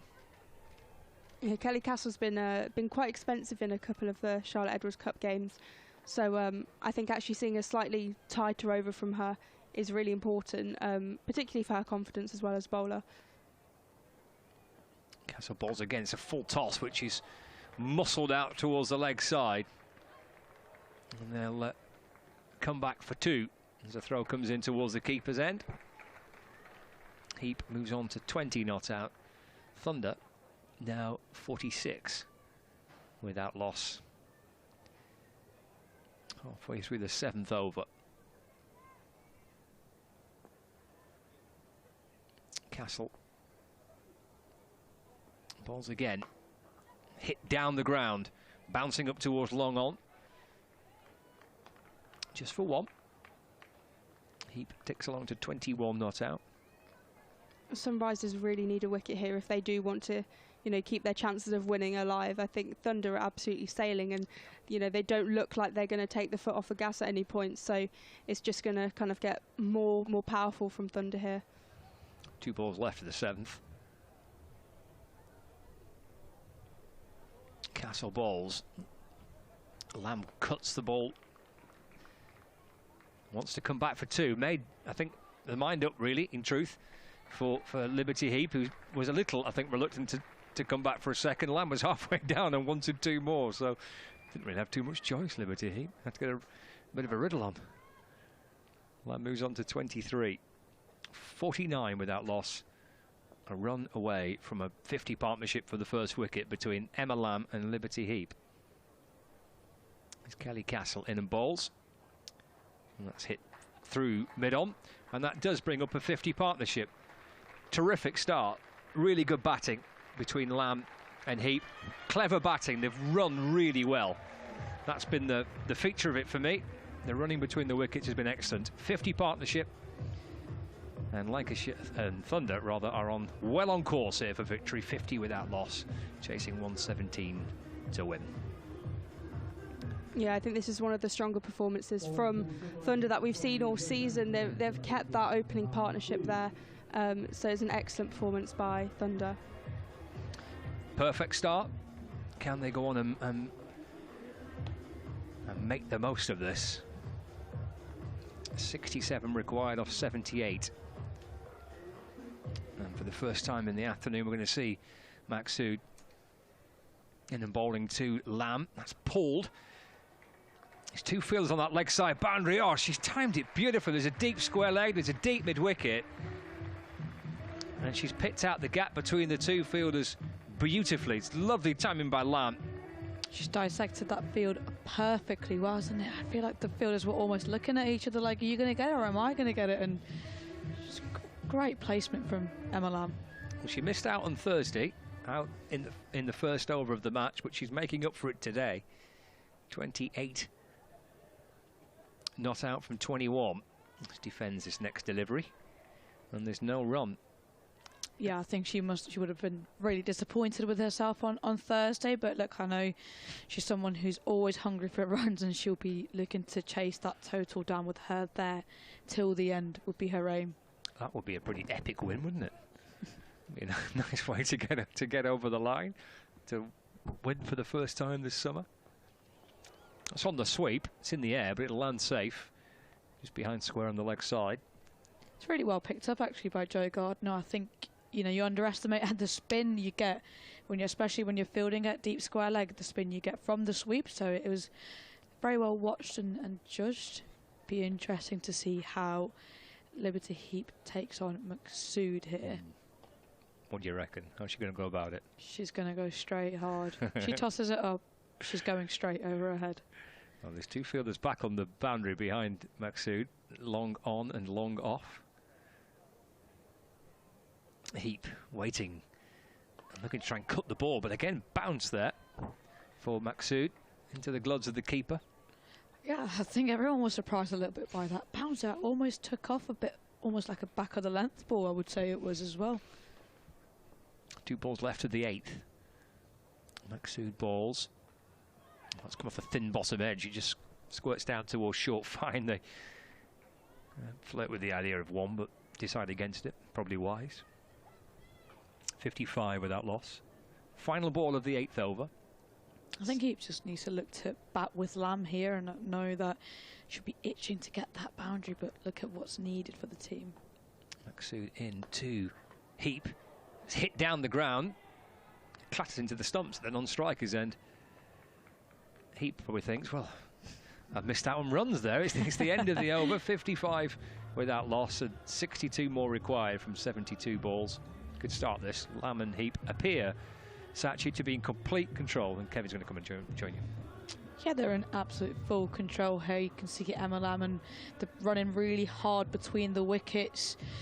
The running's been great, but also the way that, you know, Emma Lamb has played the field and hit various gaps, and with the power of Liberty Heap striking that ball really, really well, challenging the fielders almost, and, you know, squirting away a few boundaries as well. They're both looking really strong and almost looking to finish this game off as early as they can by the looks of it. Are you good on the bonus point thing? Are you already going to tell me that this is such a strong response they're going to get a bonus point as well?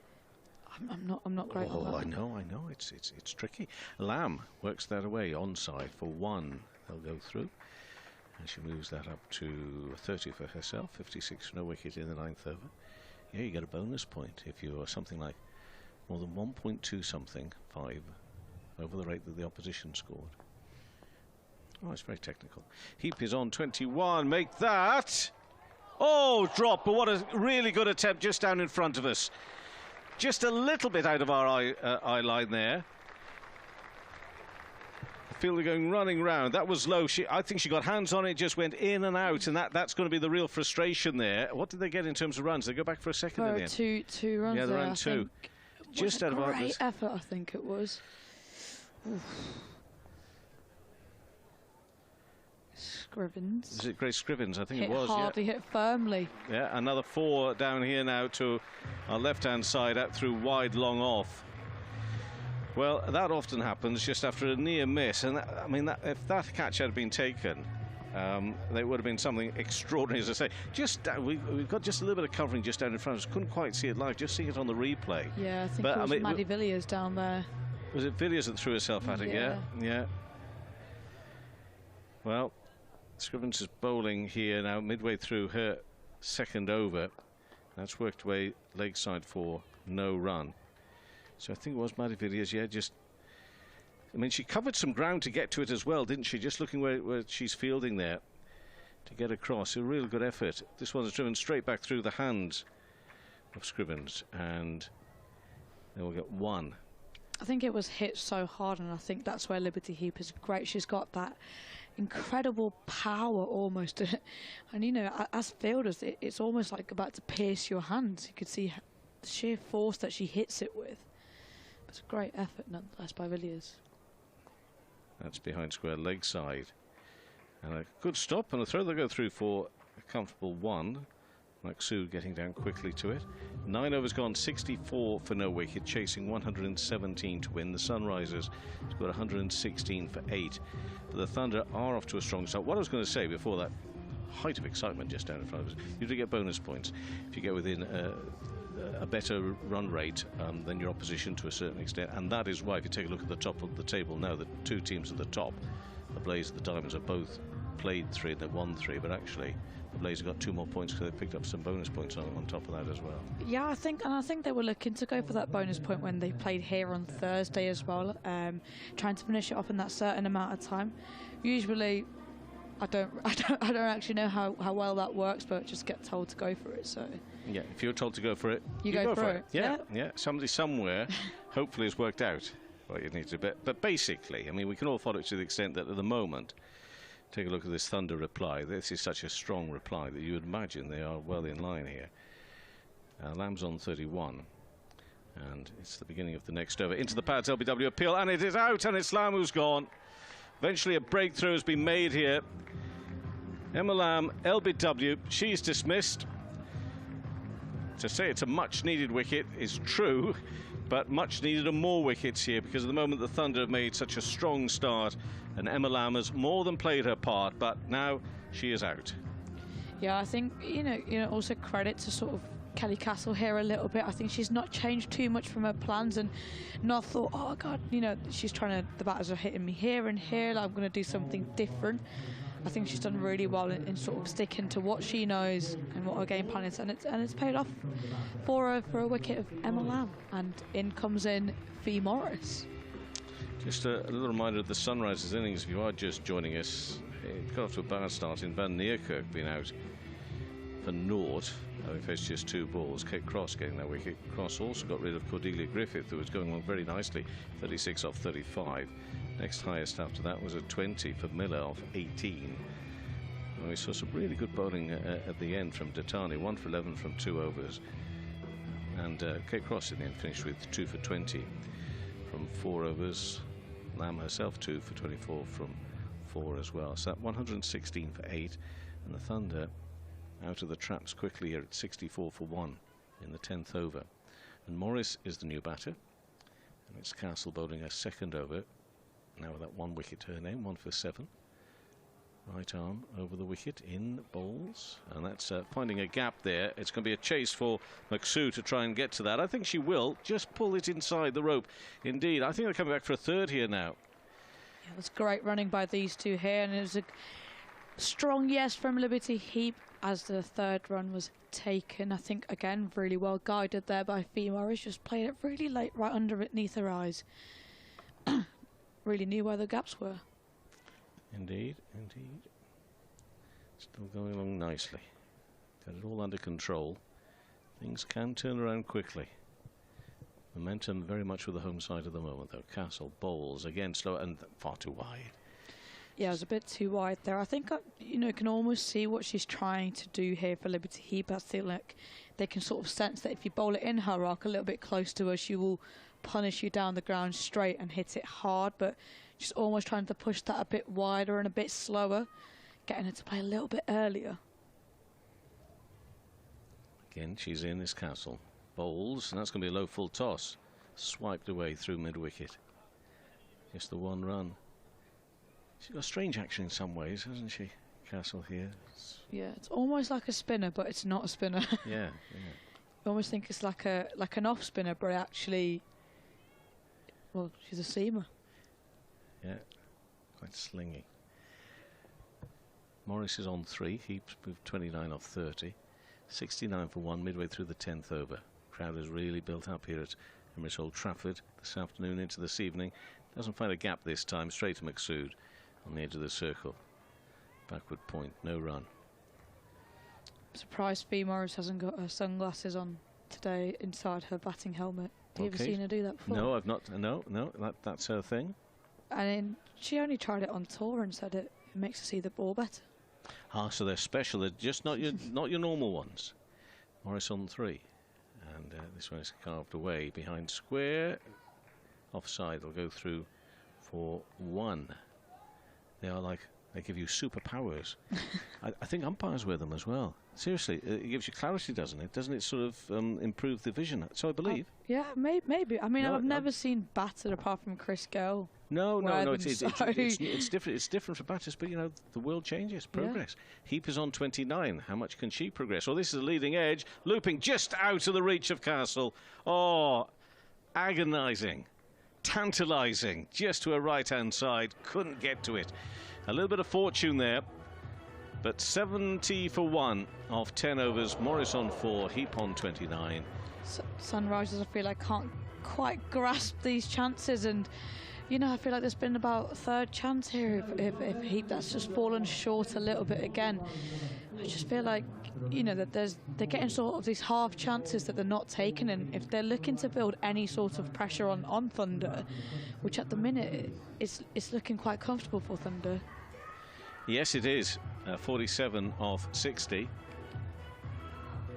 So they've got to be a little bit mindful of that, but what makes you feel this comfort is the fact they've got 9 wickets standing within the chase as well.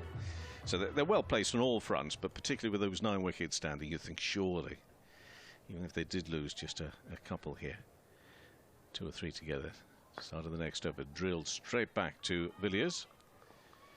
Yeah. Second over, no run. It's 9 wickets, and then you still got the likes of Deandra Jottin, Sophie Eccleston to come in, we all know who can hit a long ball. Morris it is facing now on 4. Goes back, turned in front of square leg side. Go through for 1. Takes her score to 5. And the Thunder up to 71 for 1. The 11th over. It's a double-header day. 2 intriguing matches. We've got one on our hands here right now, and they've got the men's coming up later for the Vitality Blast. Lancashire versus Notts. Next ball in this one, though. Charlotte Edwards has been pulled away leg side. Again for 1. You're talking about the running. I mean, the running here isn't particularly outstanding, but the fact that they are alert, they're going through for those ones at every opportunity. Yeah, definitely. I think they're showing much better intent today than they did on Thursday. Morris on 5. This is in the air. How far has it gone? It's gone a long way, but it's not going to go for 6. Again, we've got a fielder coming running round. They'll go through for 2 in the end. I don't think they went back for 3. No, it was 2 get the 2. I feel like she didn't quite time that well as she would have liked that one. Joe Gardner doing the fielding. Balled. Lakeside in the air, caught, out, and that is the end of Morris. She's gone for 7. Maksud just round the corner at short fine, takes the catch.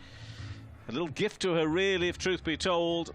Yeah, it's quite a poor delivery actually from Maddie Villiers, just a bit short, drag it down to the leg side, and Morris seems to have found, you know, straight into the hands of Maksud, which is a bit unfortunate, but sometimes that happens. 74 for 2. 1 ball left to the 11th over. Chasing 117. 2 teams who so far are without a win in the competition. And in comes Deandra Dottin. Ideally set for her to give this home crowd something to cheer. Yeah, I think it's a great setting for her to actually come into. I mean, it's 74 for 2, sorry, in about the 11th over, and she's almost got the license and the freedom here to play that aggressive game that she plays, because you need way less than run a ball, the required rate being 4.69, and the platform is set for Deandra to steal the show. Heap may not like that. She may think it's mine to steal because I'm on 30 or 32 balls, 3-4s, but it takes nothing away from the very valid point you are making. 43 from 55 needed here. Heap is like a Deandra protege, I would like to say then. 1 ball left this over from Villiers. 1 for 12 her figures. And now in and bowls and down to it Dottin. Defensively, anything but what we might expect, and probably will see in a few moments' time. 74 for 2 then, after 11 overs. Needing 117 to win to get the campaign up and running with a victory. 1 from 3 it would be, leaving whoever loses today 0 from 3 in the competition. The beautiful blue skies, just a little light cloud around, but it's all distant, it's all white and fluffy. And that's the sort of cloud we like. We don't mind white and fluffy cloud. We don't. It doesn't even look like no passing clouds. They're just little droplets of clouds. Yeah, they've just been placed there just to make it look pretty. Yeah. And it's worked for me. Picture perfect, as you say. Yes, we do. Maksud has bowled 1 over. She's about to bowl her second. Driven along the ground here by Heap for 1. Blonde hair, all sort of tied back, bouncing along as she goes through for that very comfortable single, running away from us. Yeah, she's got very blonde hair, doesn't she? She loves to dye it blonde. Oh, what, you tell me it's not natural? Nope. Oh my days. She might not like me saying this right now. It's not a conversation I want to take any further. Maksud in the second over. 6. What have you done? Not in. She's going to get underway. Out into the offside, and she will go through for 1. She's quite happy to jog 1.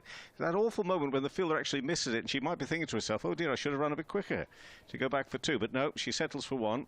76 for 2 in the 12th over. And Heap on 31 from 33. Found the boundary 3 times so far. In this run chase, Maksud, the spinner, ball swing now, full, driven straight through the hands. It was down into the ground. It wasn't a catching opportunity, I don't think, for Maksud, but it goes straight past her. 1 run, and she moves to 32 now, does Heap, and takes the Thunder up to 77 for 2, midway through the 12th. It's great to see he playing that real anchor innings here again today. I feel like, you know, she was also one of the players who sort of made a good base on Thursday as well. Be good to see her take a side to the end. Dottin on one. Maksud bowls now full. A little tempting to try and get her maybe to do something rather reckless, but for all the fact we've built her up as the one who's going to sort of blitz maybe the Thunder towards the victory target here, she's been very watchful, isn't she, at the moment? Lots of respect for Maksud. Will it continue? Well, it's having to, because Maksud is really putting it right up there to her. It's almost enticing her with obviously the long on and long off back, as well as, you know, you've got a deep mid-wicket-ish as well. She's wanting Dottin to play that big shot, but Dottin seems to just pat it back to her. Yeah, she's there, bat raised now. What's she going to do with this one again? Just happy to push back. Well, there is a lot of time. A lot of overs, a lot of balls left. But what a contest that was. 2 overs, 8 runs Maksud's bowled, 77 for 2 of 12 overs. Perhaps they're just thinking to themselves, well, Maksud's got a couple of overs remaining. We'll just be very careful here. That's not the place where we're going to get our runs. And on that bowling, actually, they may have got a good point. Dottin's on 1, a Heap on 32, and she comes with a reputation. International, you know, real classy performer, Maksud. It's for the others, therefore, maybe to take their chance as bowlers with so much emphasis being put on the other end. You can sometimes take your eye off where you need to be with. Villiers continuing? No, a change here, I think. I think it's Eva Gray to come back on, actually. And I think, you know, you're absolutely right there. I think Maksud is their stand-up bowler. She's proved time and time again during the 100, regional cricket and for Scotland how good of a bowler she is. So I think Thunder, like, they're both being really smart here and knowing which bowlers to target, you know, the areas of the field that they want to target. And, you know, Heap's been really impressive there today. Well, she's on strike for 32 not out from 34 balls faced. 3 fours. Eva Gray, change of bowling. Here she comes. And this is in the end safe out through mid-wicket. There is a fielder out there. If they get down nicely and neatly, very nearly let it out of hands and so close to the rope, that could have been a bit of a boo-boo. But it wasn't. It was good. Got a little ooh from the crowd. Ooh, I do like a good ooh. 78 for 2 in the 13th over. And it was deserving of so. It's just a bit of a juggle. Yeah, it was, yeah. So, Heap to 33, Dottin's on 1. And Gray back to her mark. She doesn't so much shuffle as sort of just tentatively just tiptoe in, doesn't she, to begin with? There we are. Well, no, that was a shuffle. That was a shuffle, actually. And now a few tiptoes, now into the stride. Eva Gray in, bowls, and, well, getting a leading edge. You know, I'm for the big build-up for Dottin, she's not herself yet, is she? No, she isn't. She, you know, she's obviously she was a little bit ill when she came in for the first few games, and I feel like she's almost looking to struggle to get up strike here. Well, Gray will try and make the most of that. Full, and she's gone firm and straight. One bounce, and that won't be cut off. There we go. Well, that's what I was, you know, I 4 said runs. that so she could hear me, you know, and then turn it on a little bit better. But what a great shot that is. That's more what we were expecting. Although, you know, we talk up batters such as Deandra Dottin and others as if we expect them to go out and play the same every time. Well, they don't always play the same every time. And actually, the game is deserving of a little bit more, if you like, concentration, a little bit more cuteness out there, not just to go to blitz it everywhere. We just felt maybe with these wickets standing a lot of wickets left, she might have just felt a bit of license, but maybe she will. Now she's moved on to 5 not out. Bottom edge. In fact, that was so close. That was down onto her pads, that bottom edge. So easily that could have been paired straight onto stumps. But it wasn't. Yeah, exactly. And I feel like what she's sort of looking at here is like, I'm just going to take my time, and if it's in my arc, I'm just going to go for it here. And I feel like she's almost, you know, being respectful for the ball as well. She's not going to try and hit every ball to the boundary, but it should be interesting. It should. She's on 5. Gray bowls again, a little bit slower maybe that ball, just on the off stump and driven by Dottin for a single. She moves to 6. 83 for 2 in the 13th over. Heard a bit of a sneeze in the crowd there. Possible hay fever for the first time this season. Yeah, it could be. Could be.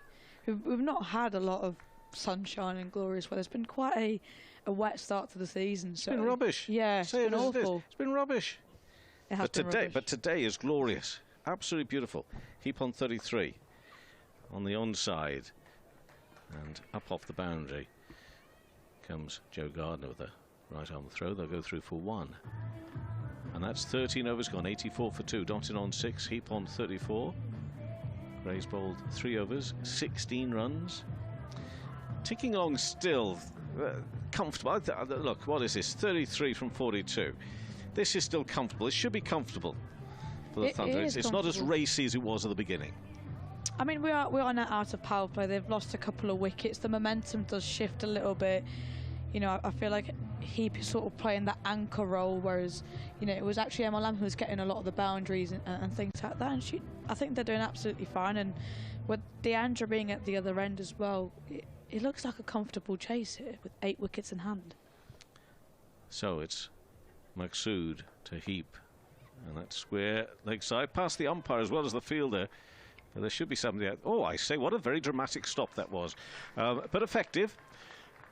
I mean, she did a very flary roll, and the ball was still there. Didn't quite pick it up cleanly, but yeah, at one point I thought, is she actually going to miss this as well? It was very catchy. Actually, I think Eva Grace hurt her right knee a little bit in going down for that. It was a bit of a tumble.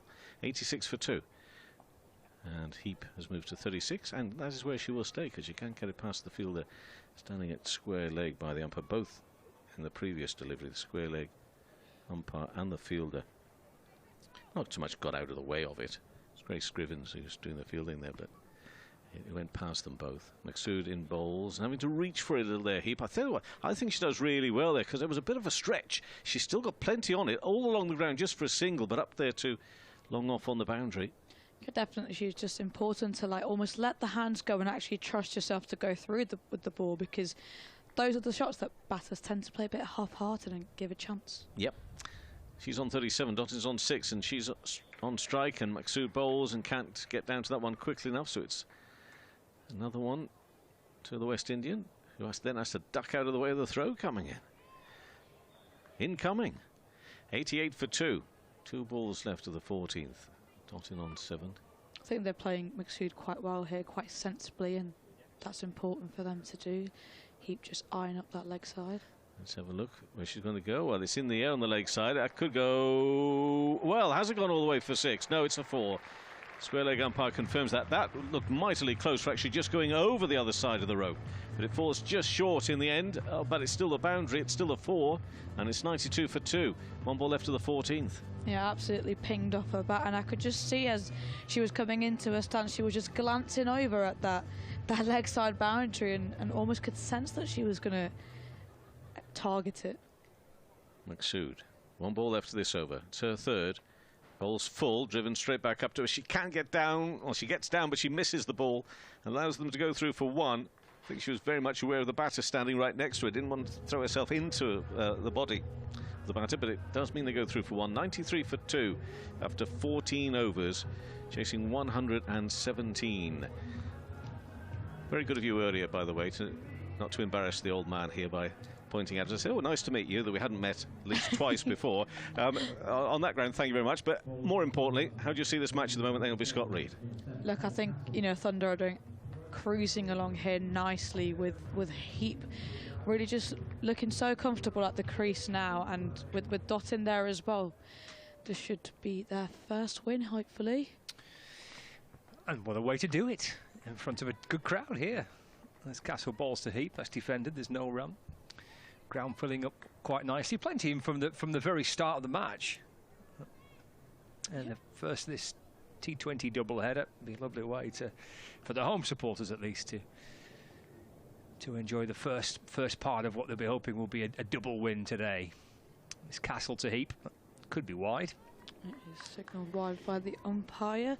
Yeah, the crowd's been great, and I could sense more and more coming as we speak. Obviously for the men's game, which is after this game against Nottinghamshire Outlaws, which should be a really interesting game as well, with full firepower in both teams. Yeah, there's some big hitters about. Castle to Heap. It's driven through mid-off for 1 run. She's batted really well here, hasn't she, Liberty Heap? Really kind of calm, measured approach. 43 from 43. Yeah, no, definitely has, and I think that's something that, you know, she's worked really hard on, to almost relax a little bit, play that important role, and albeit she's had a couple of chances. I thought she's just anchored the innings really well. In and balls to Deandra Dottin, who gets it up and over mid-off. Might come back for 2. Yeah, throw comes into the bowler's end, and Heap was pretty confident she could get back in time. It gives Dottin a couple more. She moves on to 9. Score moves on to 97 for 2. So within 20 runs of victory, 33 balls left. 8 wickets in hand. So Thunder well on course here. It's going to take a little magical spell to muscle Sunrisers back in it. Speaking of muscle, how about this? Oh. Whoa! It's all the way for 6, back over the bowler's head. Bang! Have a bit of that, Deandra Dottin. What a shot that was. That was absolutely crunched. Just a little shimmy down the track, frees up her arms, straight over her head, and that was a massive 6. That stayed hit, that didn't it? That was... that needed some kind of advertising board or something to on the front of this media centre to stop it. That was properly smashed. Dottin this time lacing this one away through the covers. Just for 1. Moves on to 16. And the score moves on to 104 for 2 with 1 ball left of the 15th over. Deandra Dottin, when she gets hold of some of these shots, they stay hit. Yeah, she can hit it, can't she? Give it a right to wallop. Heap back on strike. Takes a single down the ground. Keeps a strike as well. End of the 15th over. It's 105 for 2. So within 12 of victory. Sachipai just taking a break. And Polly Stark is going to come and rejoin me for the next few overs. Don't forget to stick with us if you're on Lancs TV with a debrief at the end of this game to take place, and then the build-up a little bit later to the second match. Live from Emirates Old Trafford. But Polly, happy days this. What a way to... Well, it should now be a nice way to pick up the first win of the season. Yeah, it's been excellent from Thunder. I mean, I can't really see them losing. Funnier things have happened, but no, I'd imagine they go on and take the win. Only 12 runs needed now, and it's been a great performance, I think, from Liberty Heap. She's still quite young, but she's played a really mature innings, and of course, yes, she has been dropped a couple of times, but I think overall her performance has been quite strong. Well, you need a bit of good luck, don't you, along the way? And yeah, maybe a bit of good fortune for Heap at times. Trying to swap this first delivery from Gray out towards mid-wicket, but a play and a miss. It would be really nice to see if she can see it through, be there at the end. Little 50 not out to her name. Happy days. I'm not asking for too much there, am I? Don't think. No, I don't think so. No, she's quite close to it. I think Heap will be able to make her 50. Yeah, 608. 12 to win. That's hit firmly back over the bowler's head, bouncing up towards the boundary. It's a good stop, actually. They're going to come back for 2. There's long off and long on. They're both quite wide, so decent amount of ground to make up. And did well to get across the grass there. It looked like it was going to skid over the rope. But good work to save a couple. Takes Heap on to 46 not out. 10 away from a victory. That's okay. It was a wide ball by Gray, and it was probably just having a little flirt with the lines to signal that the umpires use as a guide, but that was okay. So a dot ball. 107 for 2. Be a lovely moment for Liberty Heap if she can get to a 50 here. To do it at Emirates Old Trafford in a winning cause. Another play and a miss, though, on this occasion, taken by the keeper. And the dot ball.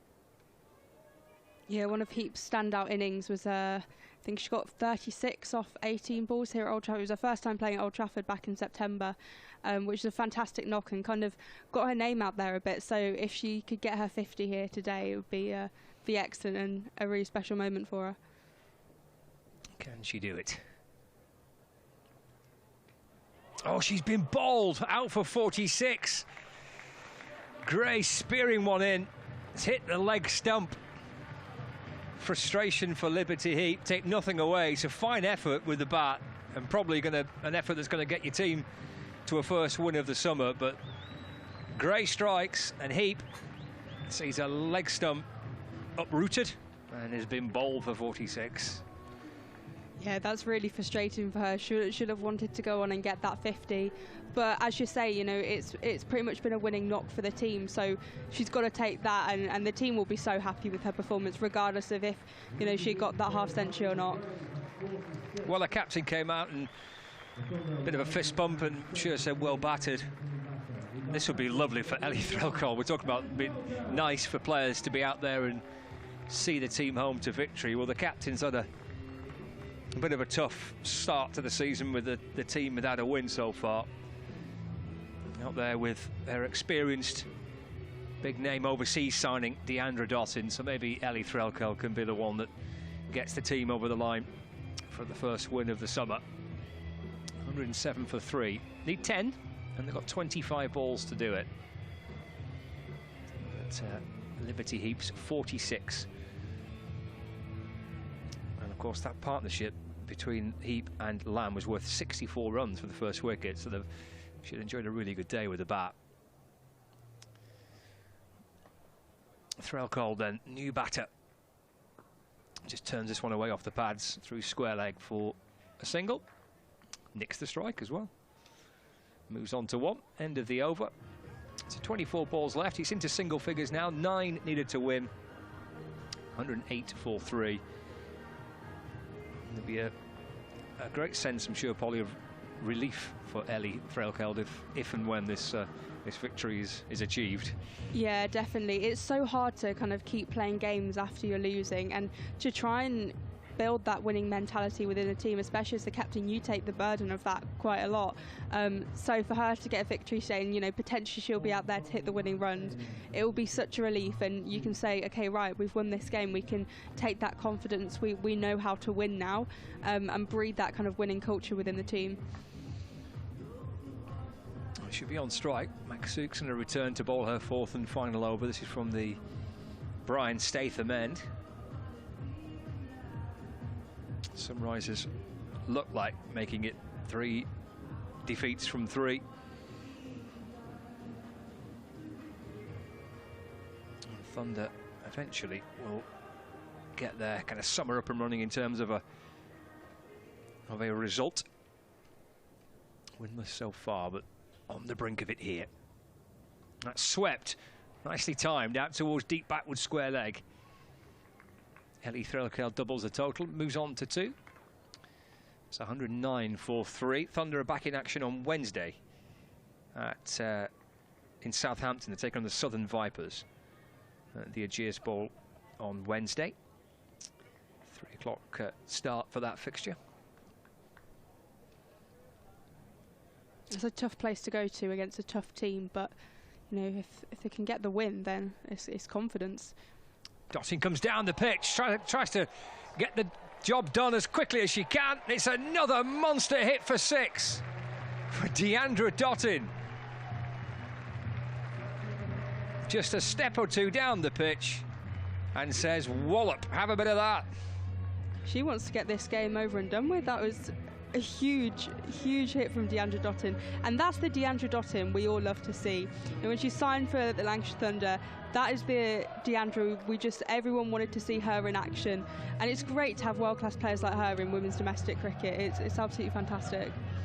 22 from 14 balls for Deandra Dottin. As you say, you bring in the overseas players to try and in situations like this, isn't it, get the team over the line, get the job done. And that's exactly what she's done. I suspect she'll try and finish it here as well, I would think. just need 2 more to win. Yep, here she comes down the pitch. Heaved away into the onside. Clears the rope, I think for 6. No, 1 bounce and 4, but the outcome's the same. Thunder have won. And Thunder have won for the first time this summer, and Deandra Dottin with a big shot out towards deep mid-wicket. It's been signalled a 4. It looked like it may have gone for 6 on the replay. Either way, Thunder have won the match. Set 117 to win. They've got there with 7 wickets remaining with Deandra Dottin with a bit of explosion at the end, finishing unbeaten on 26. It's a success for Thunder. And Deandra Dottin on 26, with Ellie Threlkov, the skipper, at the other end, unbeaten on 2. So there'll be a great sense of relief, I'm sure, amongst the Thunder players. That will be a much happier dressing room now. And Ellie Threlkov, who has skippered the team, will feel as though this is a very enjoyable Saturday evening to look forward to. She leads the players off with Deandra Dottin. And boy, wasn't that good fun to watch. No wonder there's a little tap on the back for Deandra Dottin. And plenty of smiles around, because that was a pretty brutal way to get the team over the line. It was good fun by Deandra Dottin. But the whole thing set up by that opening partnership. The run chase set up by that opening partnership between Emma Lamb and Liberty Heap. And that basically was the base in which Thunder were able to accomplish this run chase and do it with a bit of style and finesse at the end, and a bit of brute force along the way, thanks to Deandra Dottin. But a pretty solid all-round team performance, set up beautifully in the field with the ball. All the chances they created, they took. Their ground fielding, I thought, was really good through the course of the match. They saved runs. They were positive in the field, and then they set about their run chase with a great deal of purpose. Positive attacking cricket, and Thunder will be thrilled. They're up and running, their first victory of the season. They've beaten the Sunrisers here at Emirates Old Trafford.